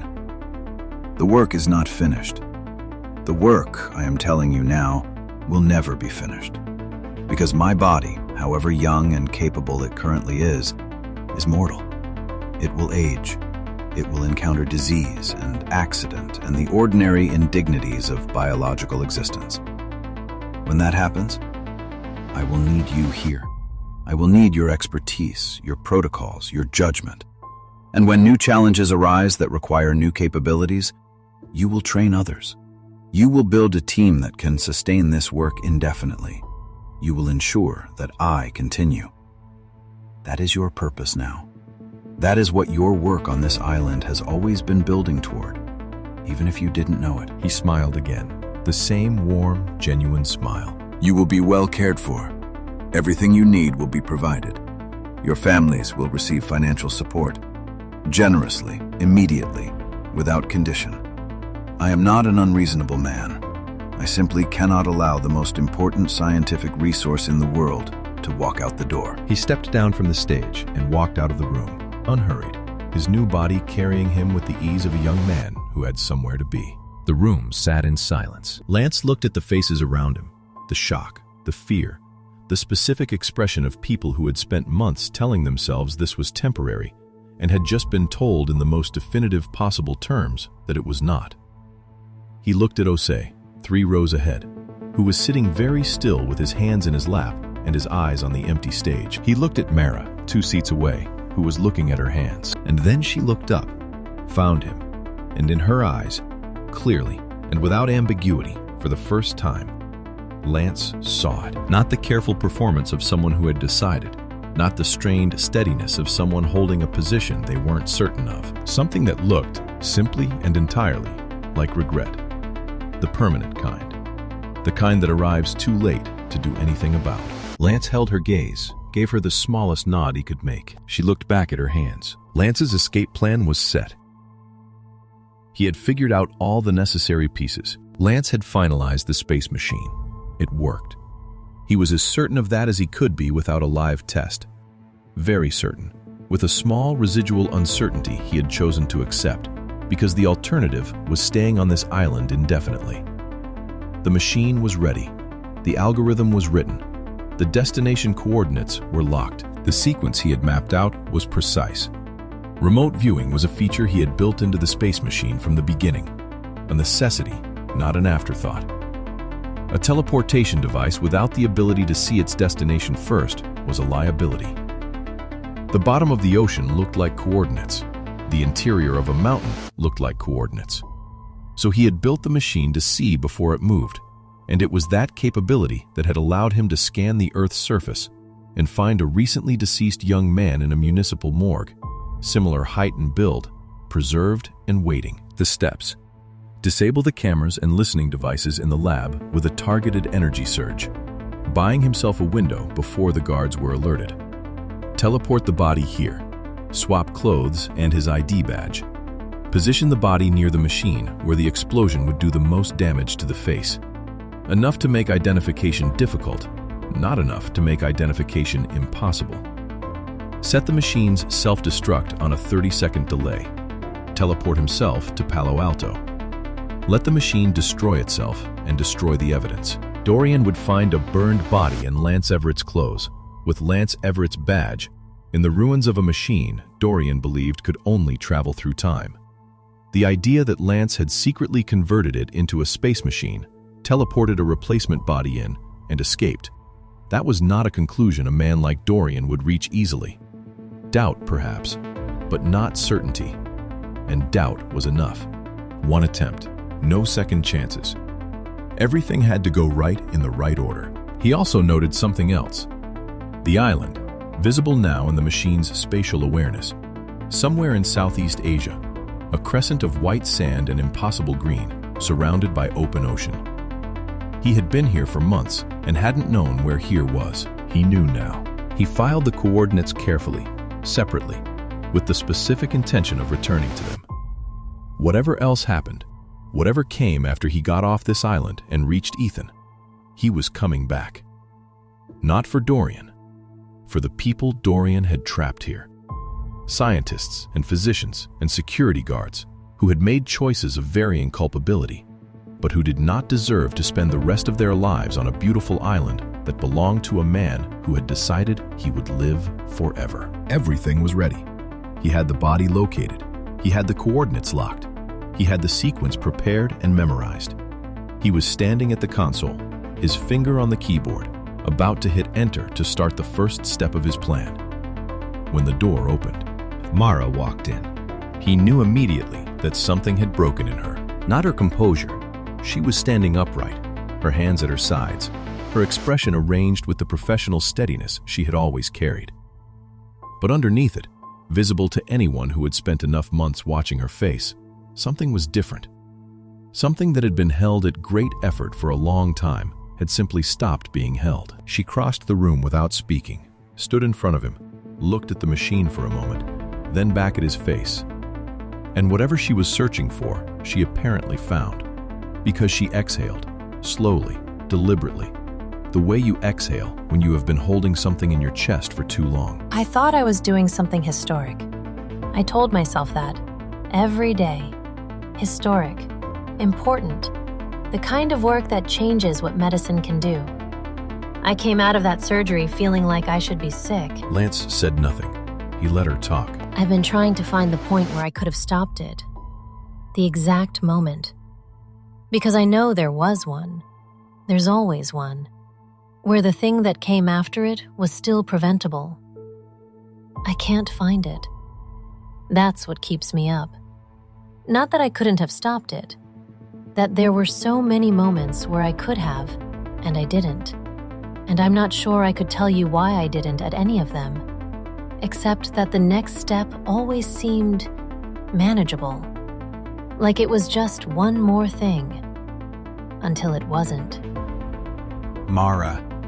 I know. I didn't come here for absolution, Lance. I don't think that's available. She stopped. Something moved across her face. Not a thought arriving, but something that had been pressing against the surface for days finally breaking through. Her hands, which had been steady, were not steady anymore. She looked at Lance with eyes that had gone wet and wide, her voice dropping to something barely held together. Do you know what happened to Kyle's head? Lance said nothing. Her body shook once, just once. A single, involuntary tremor. Kale's head is still alive. Without a body. It's still... She couldn't finish it. She pressed her hand over her mouth for a moment, tears streaming freely now. And when she took her hand away, she was crying in earnest. Not dramatically, not loudly, but the quiet, uncontrollable way of someone who has been holding something back for too long and has simply run out of the strength to hold it. Lance stood with that image and felt the full weight of what she was describing settle over the room. She looked at the machine again, and something crossed her face, a thought she hadn't finished thinking, arriving half-formed. Could you really reverse time? Could we actually have a do-over? Lance looked at her for a moment. Then he stepped forward, closed the distance between them, and put his hands on her shoulders. He pulled her close, not roughly, but decisively, the way you pulled someone close when you needed them near enough to hear something very quiet. If anyone was watching through the lab cameras, they would see two people embracing. They would see what people always saw when two people stood that close together for that long. He brought his mouth to her ear. This isn't a time machine anymore. I've been converting it. For weeks. He felt her go still. It's a space machine now. I can use it to move from one point to another, any point on Earth. and I'm going to use it today to get off this island. I've already found the coordinates. I've planned the sequence. I have a dead body located, someone who's already gone, who can't be hurt by any of this. And I'm going to bring him here, swap our clothes, position him near the machine, and set the whole thing to self-destruct after I leave. Dorian doesn't know the machine can do this. He thinks it's a time machine. Seeing a burned body in Lance Everett's clothes, with Lance Everett's badge, in the wreckage of a destroyed machine, it'll be enough. He'll have doubts, but it'll be enough. Mara was quiet for a moment. He could feel her processing it. The scientist in her immediately stress-testing the plan, finding the variables, assessing the risks. It could work. It could work. Another silence. Then she pulled back just enough to look at him, her face inches from his. Her eyes had done something in the last 30 seconds, shifted, changed quality. The sadness was still there, but behind it, briefly and unmistakably, something else. A small, fragile flicker of something that looked almost like hope. I can get you out too. The machine can... She shook her head. The flicker was gone. The sadness was back, deeper than before. The kind of sadness that has made a decision and is living with it. I can't. Mara... I can't go back. Not after what I did. Not to the real world. Not to all of it. My colleagues, my field, people who trusted me to be who I said I was. I can't walk back into that and pretend. Lance looked at her. He understood. Not agreed with, understood. The specific weight of a person who has done something they cannot undo and cannot see themselves past. The shame that doesn't leave because the thing that caused it doesn't unhappen. He also understood that Mara Thorne, once she had decided something, did not undecide it. That quality, the same one that had made her brilliant and made her complicit, was not something he could argue her out of. She held his gaze for one more moment. Then she stepped back, out of the embrace, and in her normal voice, clear, professional, audible to any camera that might still be running, she said, Besides, I still have unfinished work to do. Lance wasn't sure what she meant. More research? Some obligation she felt to the people still on the island? Something else entirely, something she hadn't said. He didn't have time to ask, and she didn't offer, and he understood that she had already closed that door. She looked at him one last time. Her eyes were wet. She didn't try to hide it, didn't wipe them, just let them be what they were. A small smile crossed her face, sad and real and entirely without performance. Then she turned and walked out of the lab without looking back. Lance stood and watched her go. She didn't turn around. Her shoulders were straight. Her pace was steady.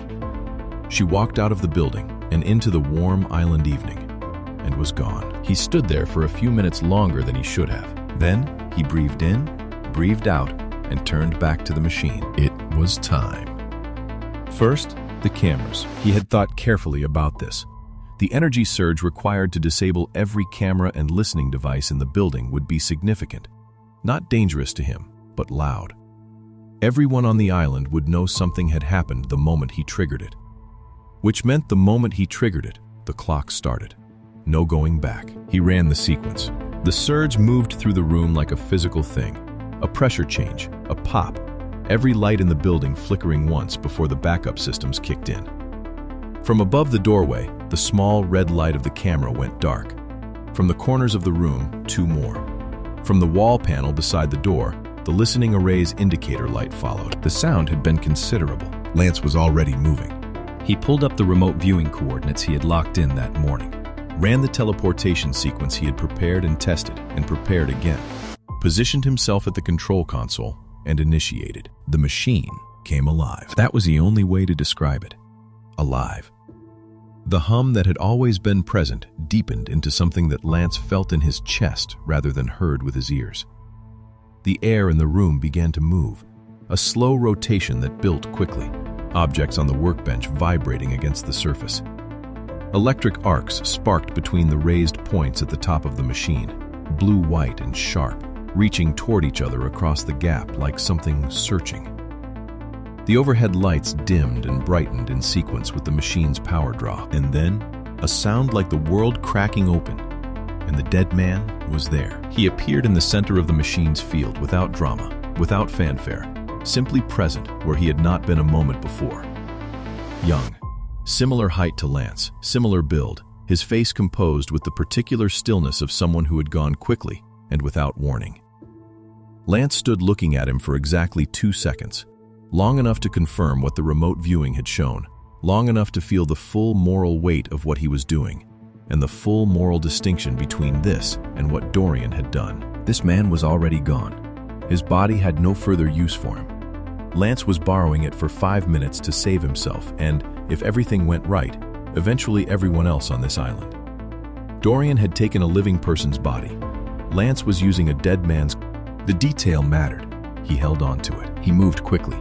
He stripped off the clothes he was wearing, jacket, shirt, shoes, and dressed the dead man in them. Next, he clipped his badge onto the dead man's belt. From the bag he had prepared days earlier, he pulled out his spare set of clothes and dressed himself. The whole exchange took under 2 minutes. Outside, the commotion was building. Voices, guards. The energy surge had drawn attention, and they were getting closer. He repositioned the body, carefully, with as much respect as the circumstances allowed, close to the machine's central housing. The face oriented toward the component that would generate the most heat in the self-destruct sequence. Enough damage to make identification difficult, not enough to eliminate the evidence of a person having been there. He left his notebook on the floor beside the body, opened to a page of equations, the handwriting unmistakably his. Then Lance pulled up the keyboard, fingers moving fast across the keys, entering the final sequence. Destination, Palo Alto, California. Coordinates locked. The self-destruct sequence, a secondary algorithm running on a delayed timer, set to initiate 30 seconds after the teleportation event completed. Outside, the commotion was getting louder. The machine was extraordinarily loud. The electric arcing was visible under the door gap in blue-white flashes. Nobody came in. Lance stepped to the center of the machine's field. He could feel it immediately. The spatial displacement building, the air thickening around him with the particular quality he remembered from 8 months ago, and had spent 8 months trying not to remember. The machine doing what it had been redesigned to do, finding him, locking on. The destination coordinates waiting on the other side. He made himself stand still. There was a version of this moment he had imagined many times over the past weeks. The clean, decisive version. The one where he stepped in and triggered the sequence and didn't think at all. Because thinking was how you talked yourself out of the only option you had. That version had served him well as a planning tool. It was not, he found, what was actually happening. What was actually happening was that he was standing in the center of a machine he had built and rebuilt and trusted with everything. And he was aware, with the complete, unguarded clarity that arrived in moments like this one, of every single thing he stood to lose if the algorithm was wrong. Not abstractly, specifically. The apartment in Palo Alto, with its particular quality of morning light. The sound of Juliet in the kitchen. Friday afternoons at Happy Donut, which was such an absurdly small thing, and which he would trade nothing for. The engagement pictures they still hadn't finished choosing. The wedding they hadn't planned yet, because there had always been time, and now time was the one variable he was betting everything on. Outside, through the walls, the commotion was still building. He had maybe seconds. I built this. I know every component, every coupling, every line of the algorithm. I wrote it alone, and I wrote it correctly. And I have checked it more times than I have checked anything in my life. It has to work because the alternative is unacceptable. He thought. Juliet. He breathed in. He breathed out. A sound like the world ending. And then, nothing. No sound, no light, no island, no machine. And then, cold air. The particular cold of very early morning. The smell of coffee and something sweet and entirely familiar. Concrete under his feet. A streetlight overhead going through its own quiet business. And in front of him, dark and closed, and exactly as he had left it 8 months ago and a lifetime ago. Happy Donut.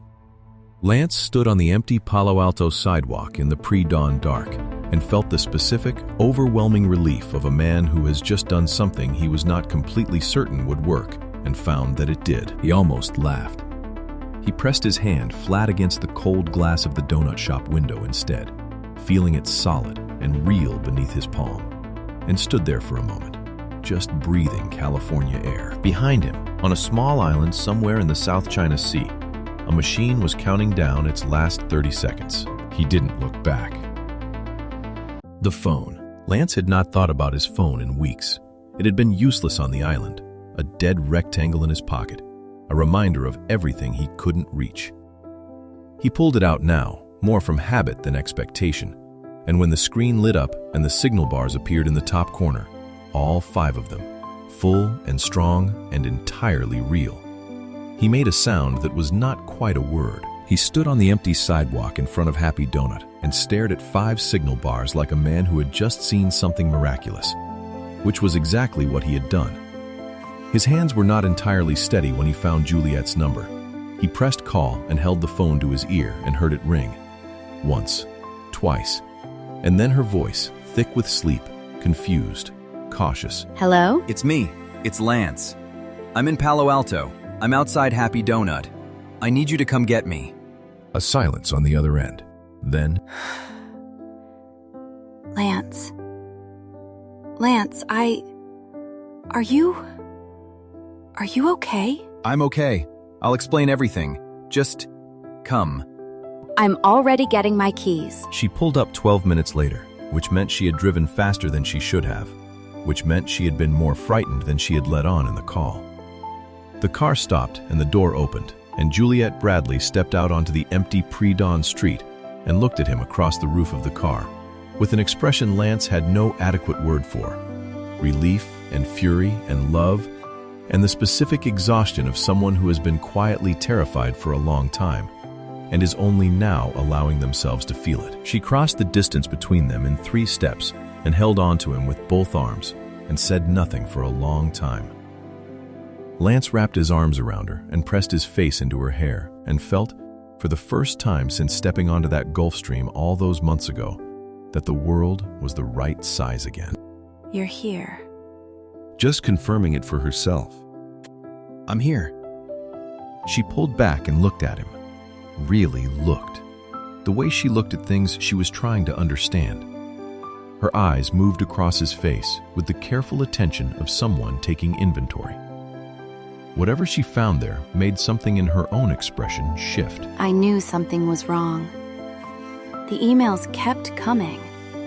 I know how that sounds. Like I should have been reassured. But they were wrong, Lance. Not dramatically wrong, just slightly wrong.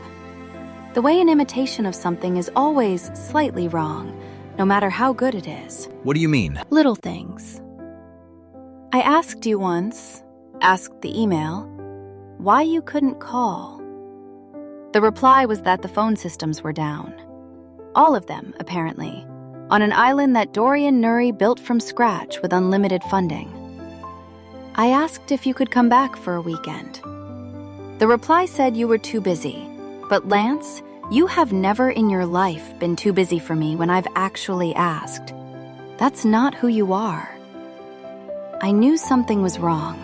I just didn't know what. Lance felt something move through him that he didn't have a clean name for. Gratitude, maybe.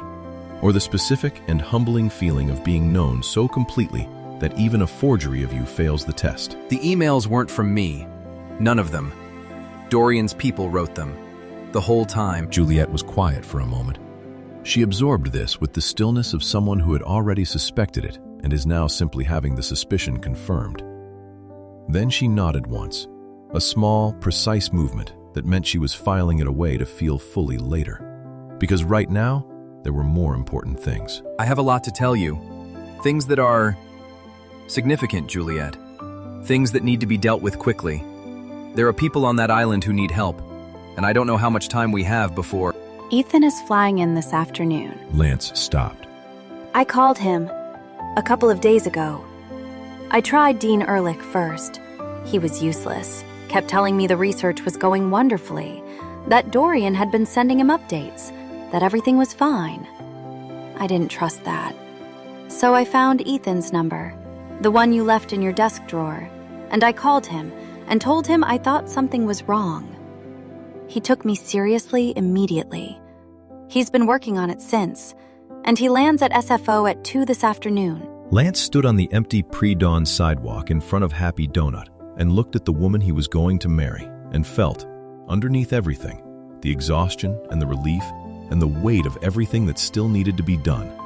Something that was simply and completely love. You called Ethan. Someone had to. You were busy. He laughed.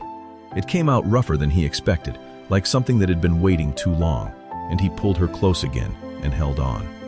And the street was quiet around them, and the donut shop was dark, and the California morning was just beginning to suggest itself at the edges of the sky. They had a lot to do, but for 30 more seconds, they stood on the sidewalk and let the world wait.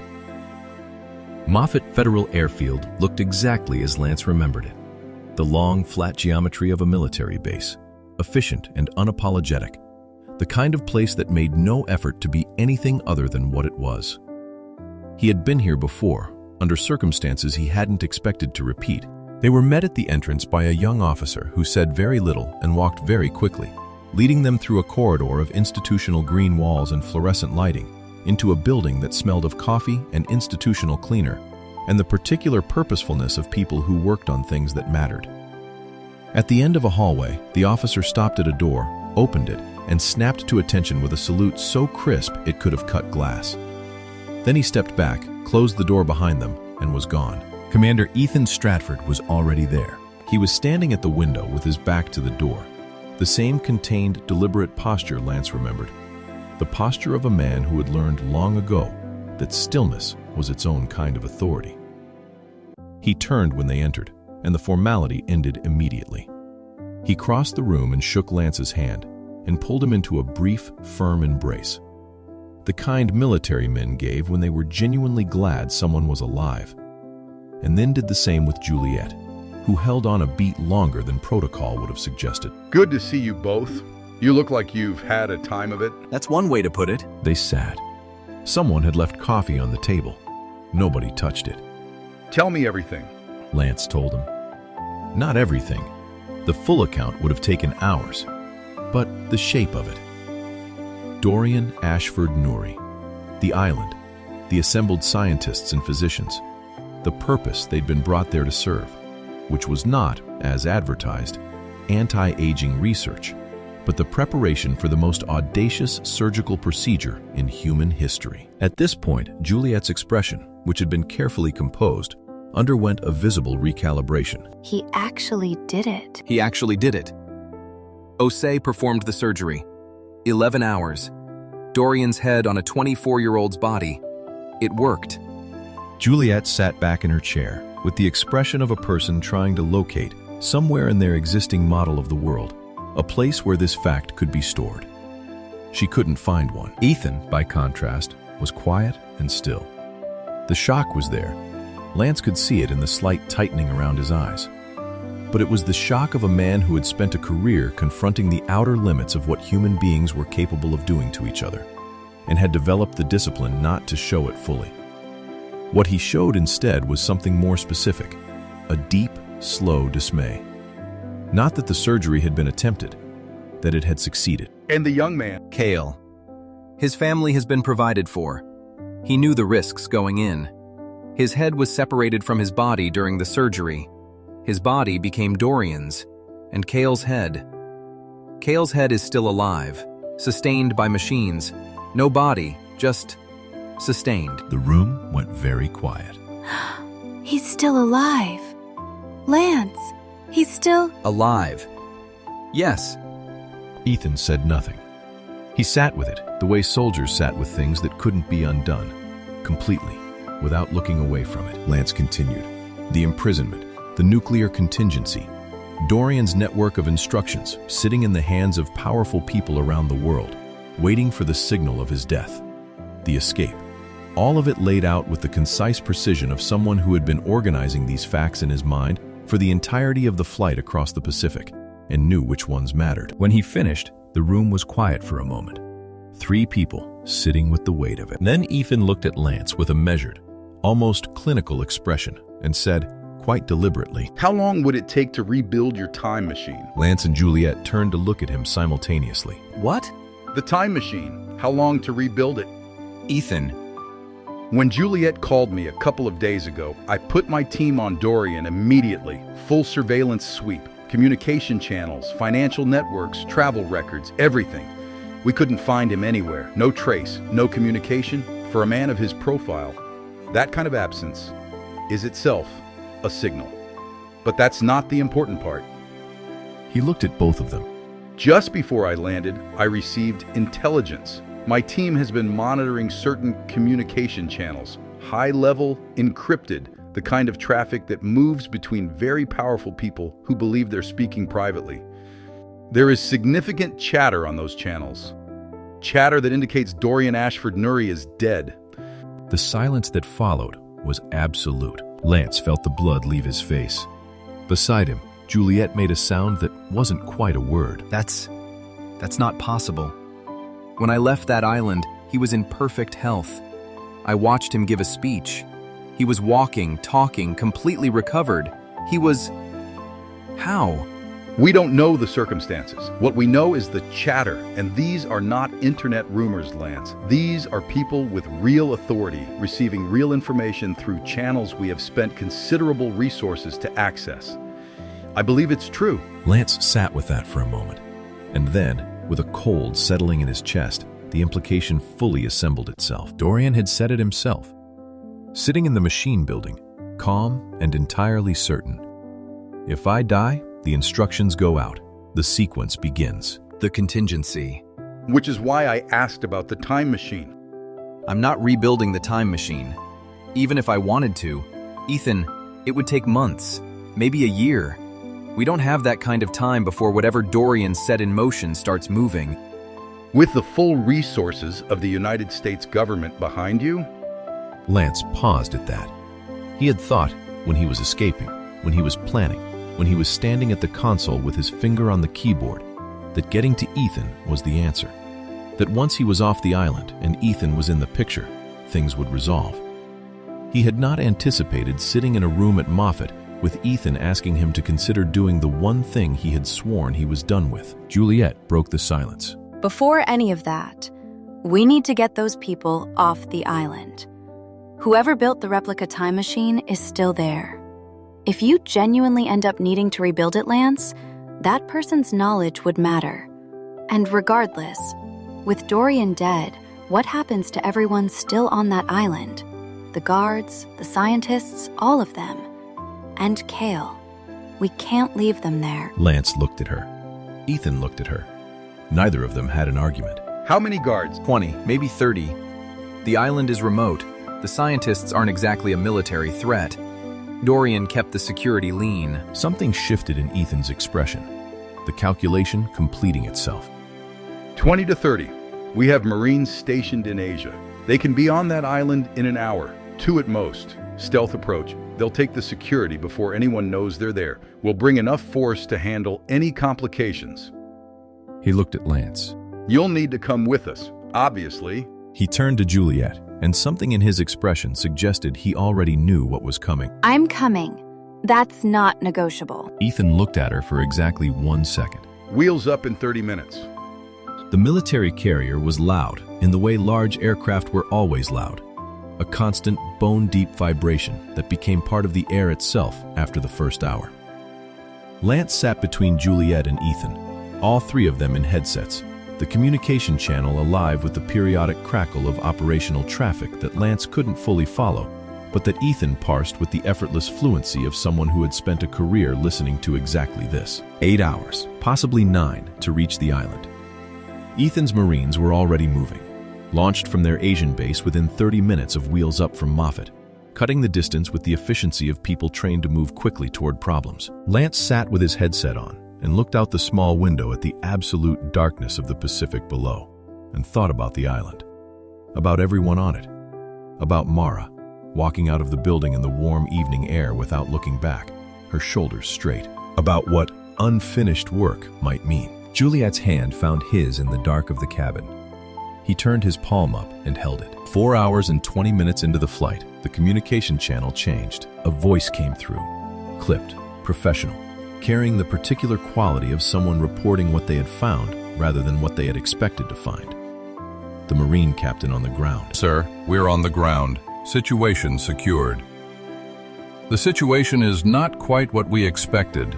Define not what you expected. Additional guards, military personnel?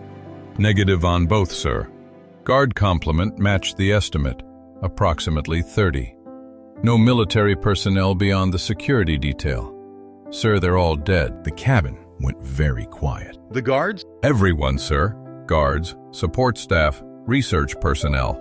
Everyone is dead. Except for one woman. We found her in one of the research buildings. She's physically uninjured, but completely unresponsive, catatonic. We can't get anything out of her, including the man we believe to be Dorian Nouri. We found him in what appears to be his private quarters. Looked very peaceful, almost like he was asleep, except he wasn't. One thing worth noting, sir, the man had a scar running completely around his neck, healed mostly, but still very visible. My team didn't quite know what to make of it. A brief silence on the channel. Then the captain's voice shifted almost imperceptibly, the professional steadiness holding, but something underneath it that Lance identified as the specific discomfort of a trained soldier who had just encountered something for which his training had not prepared him. One more thing, sir.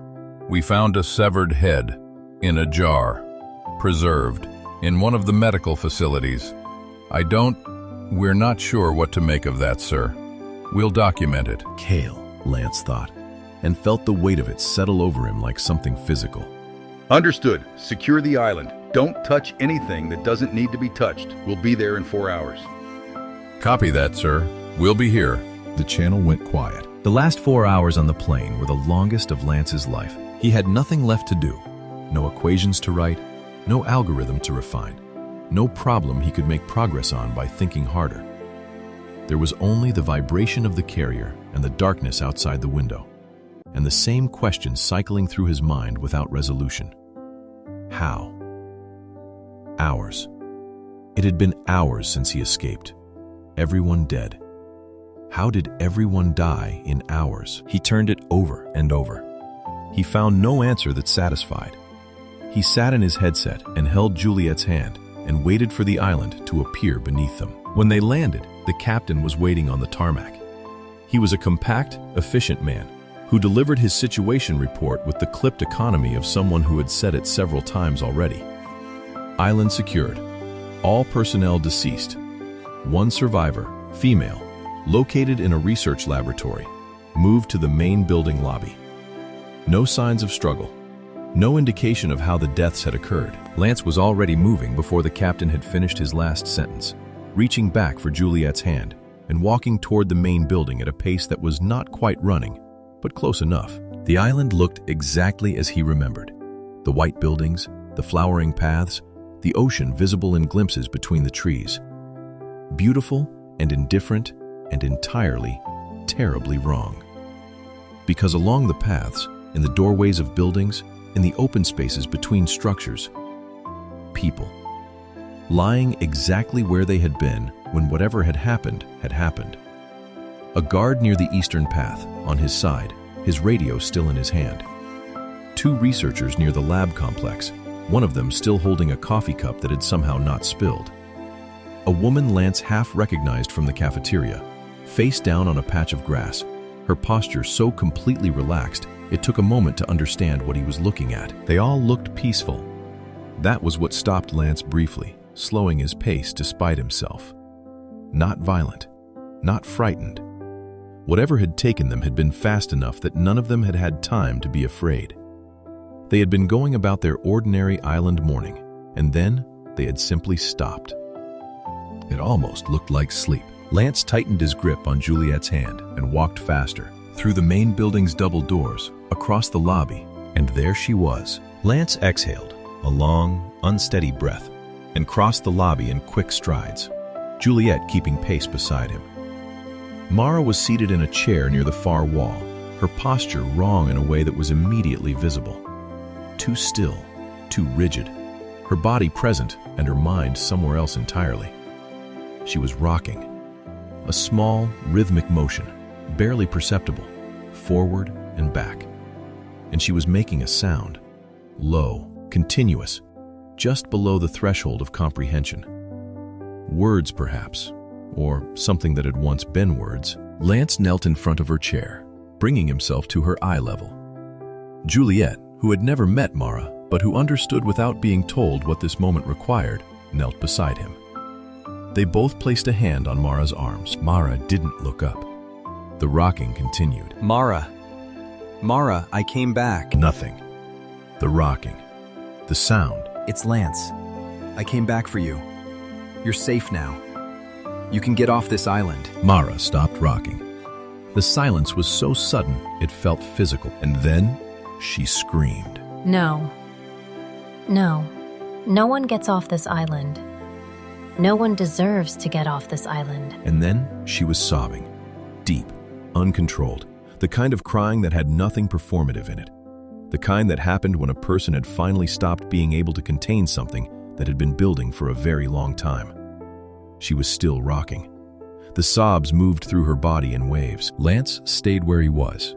He kept his hand on her arm and said her name again, quietly, and told her she was safe, and watched her return, slowly, incrementally, like a tide going out, to the rocking, to the low sound, to the place she had gone where his voice didn't reach. He tried again, and again, and again. She didn't come back. After a while, Juliet put her arm around Lance's shoulders.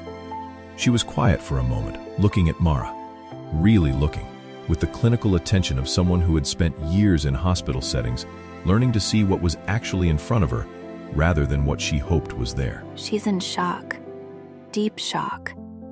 Whatever she went through, whatever she did, it broke something. She's going to need long-term care, Lance. Real psychiatric care over a long time. Maybe she'll come back from this. Maybe not all the way. But it won't be here, and it won't be today. Lance looked at Mara, at the rocking, at the woman who had walked out of a machine building in the warm island evening without looking back. He and Juliet gently helped Mara to her feet. She didn't resist. She didn't assist either. She was simply wait, present and unresisting. Her gaze pointed somewhere none of them could follow. They walked her slowly across the lobby and out through the double doors and back along the path, past the people lying peacefully on the ground, toward the carrier waiting on the airstrip. It was Ethan who noted it first. The research computers. Every hard drive on the island had been wiped, not corrupted, not damaged, not partially overwritten, completely, deliberately, professionally emptied. The labs looked intact. The equipment was undisturbed. But every system that had contained data, research files, surgical records, protocols, the years of accumulated work that had brought them all to this island, had been scoured clean. Not a single file remained. Lance stood in one of the empty labs and understood. It had been Mara, all of it. She had walked out of the machine building that evening with tears on her face and a smile that hadn't reached her eyes, and said she had unfinished work to do. And she had done it. Every piece of it. The island's work would not leave the island. The people who had carried out that work would not leave the island. The product of that work, Dorian, the proof that it could be done, would not leave the island. She had made certain of all of it. How exactly she had managed the deaths, Lance didn't know, and found he didn't need to. She was a brilliant scientist with access to every medical resource on the island, and everyone had died peacefully, without struggle, which told him enough about the method without needing the specifics. She had been humane about it, in the way that a person who is doing something terrible can still choose to be humane about the manner of it. And then she had wiped the computers. And then she had sat down in a chair in an empty lab and begun to rock. The price of what she had done had been her mind. Instead of being imprisoned on the island, she had become imprisoned within herself. Her mind was her cage now. Lance walked out of the lab and didn't look back. They left the island as the sun was beginning its descent toward the ocean. The carrier lifted, banked south, and the island fell away below them. The white crescent of sand, the impossible green, the blue water surrounding it on all sides. And then it was gone. In the days that followed, Lance and Ethan worked through the problem that had been sitting at the center of everything since Dorian's death: the contingency, the instructions, the powerful people holding sealed orders in encrypted channels, waiting for a signal that might already have gone out. They kept arriving at the same answer: the time machine. And every time they arrived there, Lance refused. We can't just reverse time every time we decide the world is about to end. We do a do-over every time the stakes are high enough, and at some point, we're no different from Dorian, just deciding that time should do what we want it to do because we think we know better. Juliet had always agreed with him on this. Ethan took longer. 3 more days of monitoring, of sitting with encrypted channel traffic, of watching for the first signs of the cascade Dorian had promised. But he came around. He came around because the world, stubbornly and without drama, refused to end. Days passed, weeks. The chatter on the channels Ethan monitored, the high-level encrypted communications between powerful people who had apparently been holding Dorian's instructions, went quiet.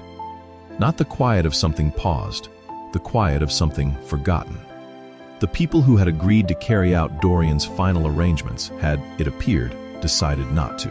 No war, no economic collapse, no cascade. In the end, Lance thought, it made a certain sense.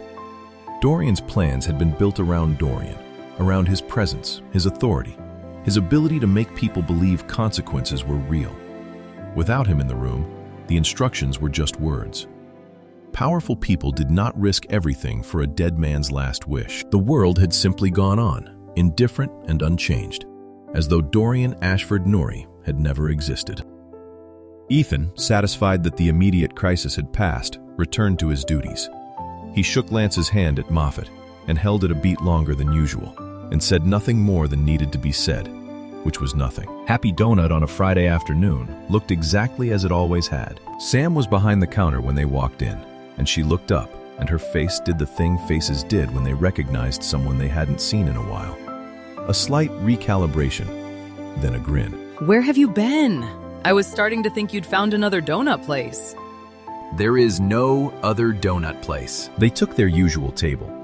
The afternoon light came through the windows at the same angle it always did, and the coffee was the same coffee, and Juliet was across from him, looking at the menu she had memorized years ago, with the expression of someone who already knew what she was going to order, and was enjoying the ritual of appearing to consider alternatives. They tried, at first, to have an ordinary conversation.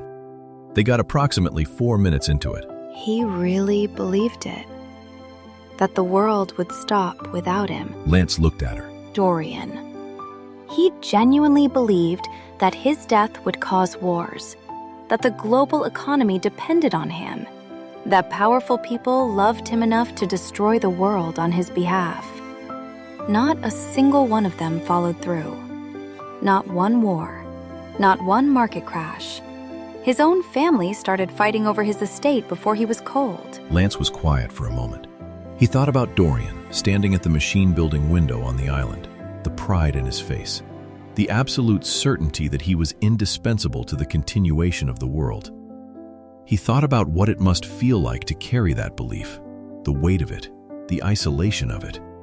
To genuinely be convinced that you are the axis around which everything else turns. He came with nothing, and he left with nothing, same as everyone. The world didn't even notice. Not cruelly, just as a fact. They sat with that for a moment, and then, without quite deciding to, they let it go. There was nothing more useful to say about Dorian Ashford Nouri. Whatever his legacy was, they would not be the ones to tend it. The best way to honor what he had done to the world, the young man named Kale, the island, all of it, was to refuse to give Dorian another second of space in their minds. Did we finish picking the engagement pictures? Juliet looked at him. A smile arrived on her face. Slow, real, the one that reached her eyes. I think we were on 17. We need 30 for the album. 13 more to go. Sam appeared at their table with the coffee pot, refilled both cups without being asked, and said something about the weather that Lance agreed with without fully registering it. And the three of them laughed at something, and the afternoon light came through the windows at its usual angle. And Happy Donut was exactly what it had always been. Ordinary, unhurried, entirely itself. Lance wrapped both hands around his coffee cup and looked across the table at Juliet and felt, as he had felt in this place before and hoped to feel again many times, that the world was exactly the right size. It was 3 days later, lying awake at 2 in the morning, that the question came back. Not Dorian, not the island, not Mara rocking in her chair, or Kale's family receiving a check from a dead man's estate, or the peaceful bodies on the island paths. A different question. Quieter, more persistent. Who told him? Lance stared at the ceiling in the dark of their apartment and turned it over for the 100th time. Dorian had known about the time machine, had known it had been used, had known about the memory serum, had acquired the serum, had reconstructed 99% of the machine from schematics that should not have existed anywhere outside of Lance's own memory and the wreckage of a device that had been destroyed. Someone had told him. Someone who knew everything. Someone who was still out there, unknown, unidentified, watching from a distance that Lance couldn't measure. Lance lay in the dark and looked at the ceiling and thought about a shadow he couldn't locate. A silhouette at the edge of his understanding that wouldn't quite come into focus no matter how long he stared at it. He didn't know who it was, but whoever it was, they knew about him, and they were still out there. He closed his eyes. He told himself to sleep. He told himself that it could wait, that Juliet was here and the world was still standing, and Ethan was a phone call away, and there would be time. There would be time to find the answer to this question. He told himself all of that. He didn't sleep for a very long time.